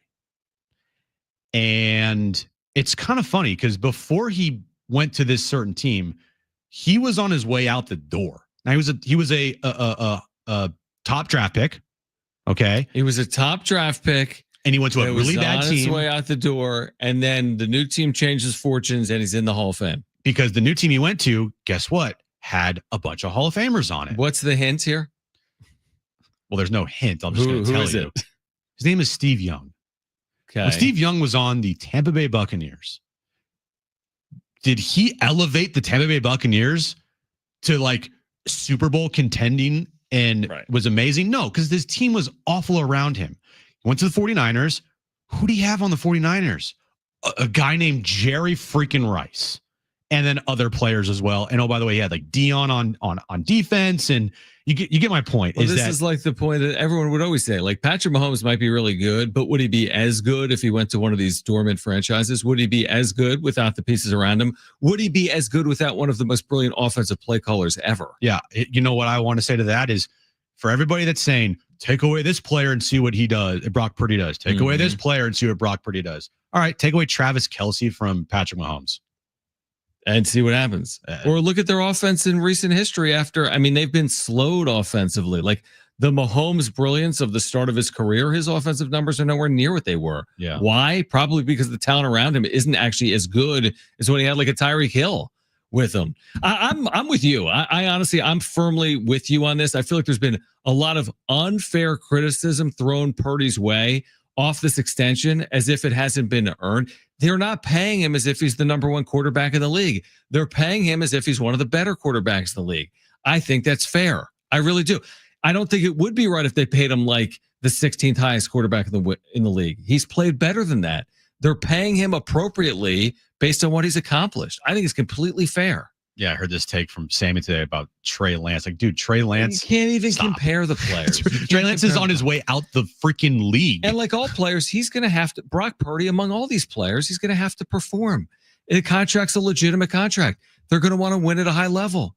We'll judge it in 5 years. Did he make a Super Bowl or win one? Did he not? Did he make 2 NFC title games? Did he not? But to be critical of it immediately, to me, is pretty unreasonable. We don't even know what this team is going to be favored in a lot of their games. They have a chance to be one of the better teams in the NFC. So let's see if they are. And the only way, like if Brock Purdy just continues to play good football and get better and better, this thing doesn't work unless John Lynch and Kyle Shanahan put together good drafts and they draft good talent around him. Sure. If they don't, then it's not going to work. If the draft, if this draft class for the 49ers is a big whiff, then guess what? They're probably not going to be good. Right. Or if Christian McCaffrey's hurt, they probably won't be as good as if he isn't hurt. You need to hit on the draft. You need to put players around, the quarterback to be successful. Yep. This whole, the thing with the Brock Purdy narrative is everybody that hates Brock Purdy or has a bias against Brock Purdy, their immediate go-to is, well, let's see what Brock Purdy does without all these pieces. Like Right. the point of football is to put the best talent around your quarterback to succeed. I mean, did Jalen Hurts benefit from Saquon Barkley in the best rushing offense in football history? Yeah. Will he be, and is anyone being critical of Jalen Hurts? No. If Jalen Hurts didn't have Saquon Barkley this year and that offensive line, the Eagles aren't even touching the postseason. He had an all-pro running back. He And had two receivers. two all-pro receivers. He had the best offensive line in football. Ever.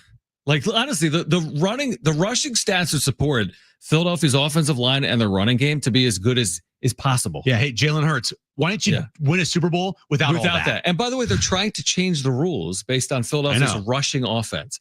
But Jalen Hurts is a beneficiary, and he's got a ring. Yeah. So the argument of do that without those players is stupid. Yeah, because Jalen Hurts isn't winning a Super Bowl without Saquon Barkley. Yeah. Or without that offensive Like, line. Hey, Jared Goff, go out and do what you did last year without the talent around you, who had 2 all-pro running backs. Yep. He had an all-pro tight end and an all-pro receiver and an all-pro offensive line. That's helped. But you know what?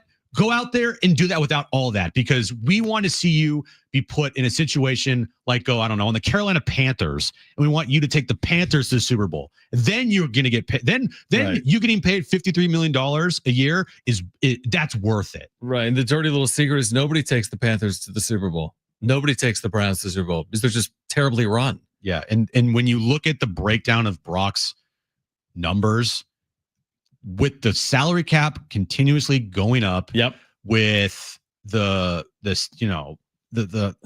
manipulation of the cap with teams, it's going to not even look bad unless he's not good.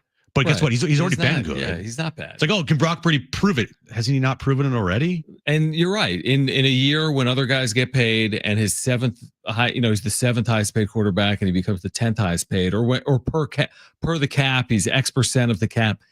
Yeah. Again, if he got the richest deal in NFL history, I would get it. Yeah. But he didn't get the richest deal in NFL history. Not even close. He is, when you look at the rankings, it's like middle of the pack. Right. And so it's fair. Yeah. And people still have hot takes on it. I know. All right. Jim's back Talking page. to you, Sammy Long, Mr. Kansas City Chief. Yeah. Save that for Sammy if you're not listening. All right. Jim's back page coming up next.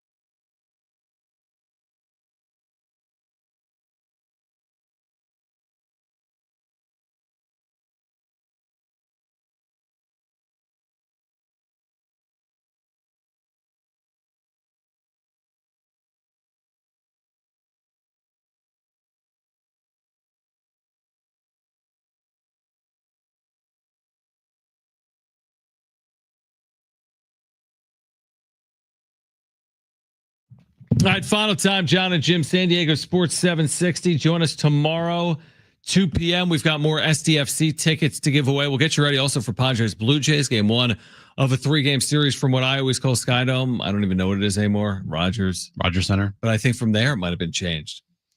I'm Googling it. I don't think quick. so. And they did a bunch of renovations. Yeah, you're right. It's Rogers Center. Yeah, they did. They renovated that thing this past year, and it looks amazing. Yeah, I was gonna say, would you want to check that out? They've always had the hotel, Yeah. right, with the rooms that overlook left field. But when we watch it on television in the next couple of days, I'm excited to see it. Yeah, it's gonna look completely different. Yeah, I'm excited to see it. All right, should we go? Should we broadcast from outside Rogers Center? Yeah, let's just get in a plane. So here's the We'll three things that I'm gonna tell Aaron, which I'm Yeah. for me not Cancel go to the Hawaii. honeymoon. So we're going to Toronto, and then we Going got to Toronto with John. and then we got card show this weekend. Yeah, you can't go to a honeymoon the same weekend as a card show. No, can't. Sorry. And then you got some other things, maybe. I mean, you could go. SDFC's home this weekend. If I honestly told her you weren't going to the honeymoon, told her tonight when I got home, hey, look, we need to talk. Do it and film it. I can't go to the honeymoon this weekend. I can't go to Hawaii with you this weekend because I'm going to a card show instead. Do it, film it, and see what happens. First of all, she wouldn't believe me. Right. But if I actually told her, Yeah. like, no, this is serious, I'm gonna go to the card show this weekend and you can go to Hawaii. It would either be a divorce or a murder. Probably both. Maybe both. Potentially both. Yeah. No, go to Hawaii. Be a man. Yeah, I know. All right. I'm going to. Don't worry. Let's get to it.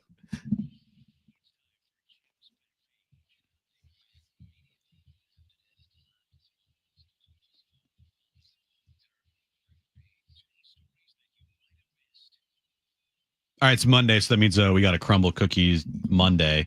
The crumble cookies of the week: confetti cake.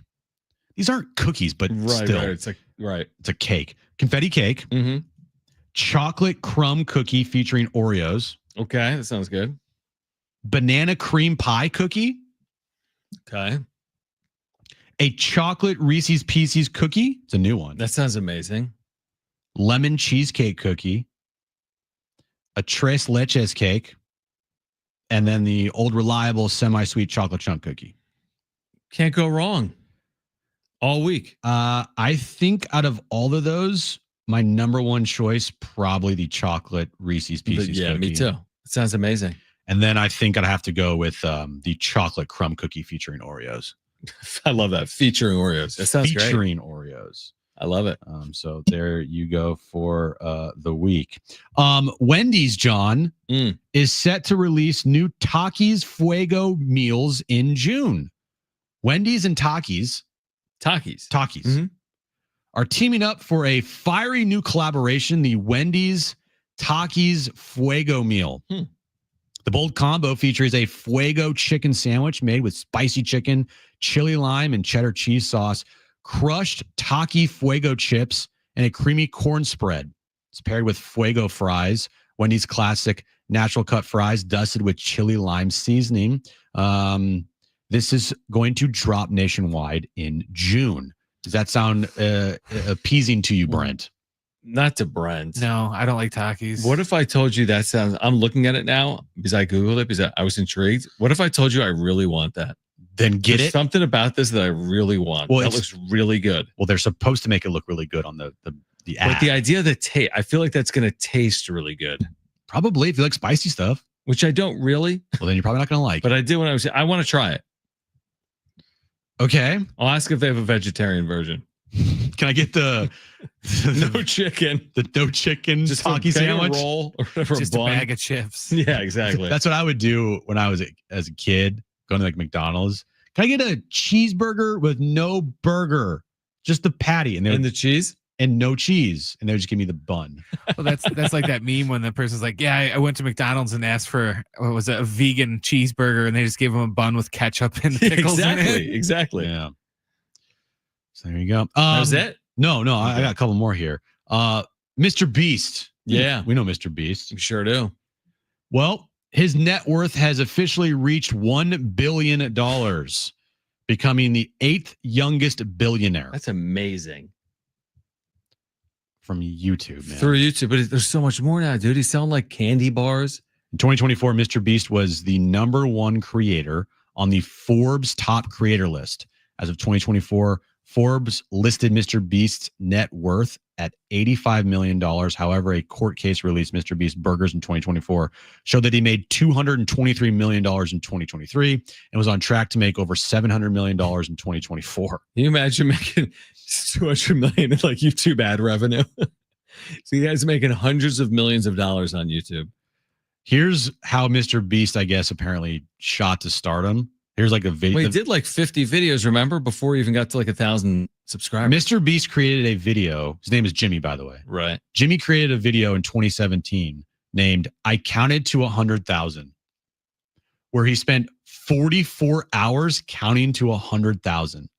What? This video is what skyrocketed his popularity, which was viewed over 31 million times.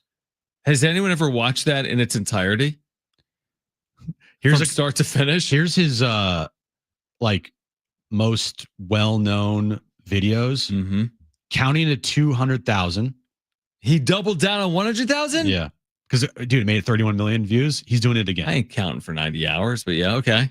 For 90 hours, for 31 million views, I'll count for 90 hours. Reading the dictionary. No way. Reading the script of the B movie. Using Uber to travel across the country. Saying Logan Paul's name 100,000 times. And then watching Jake Paul's music video for It's Everyday Bro on repeat for 10 straight hours. Oh my gosh. Some of these things sound more like torture. So he basically earned it.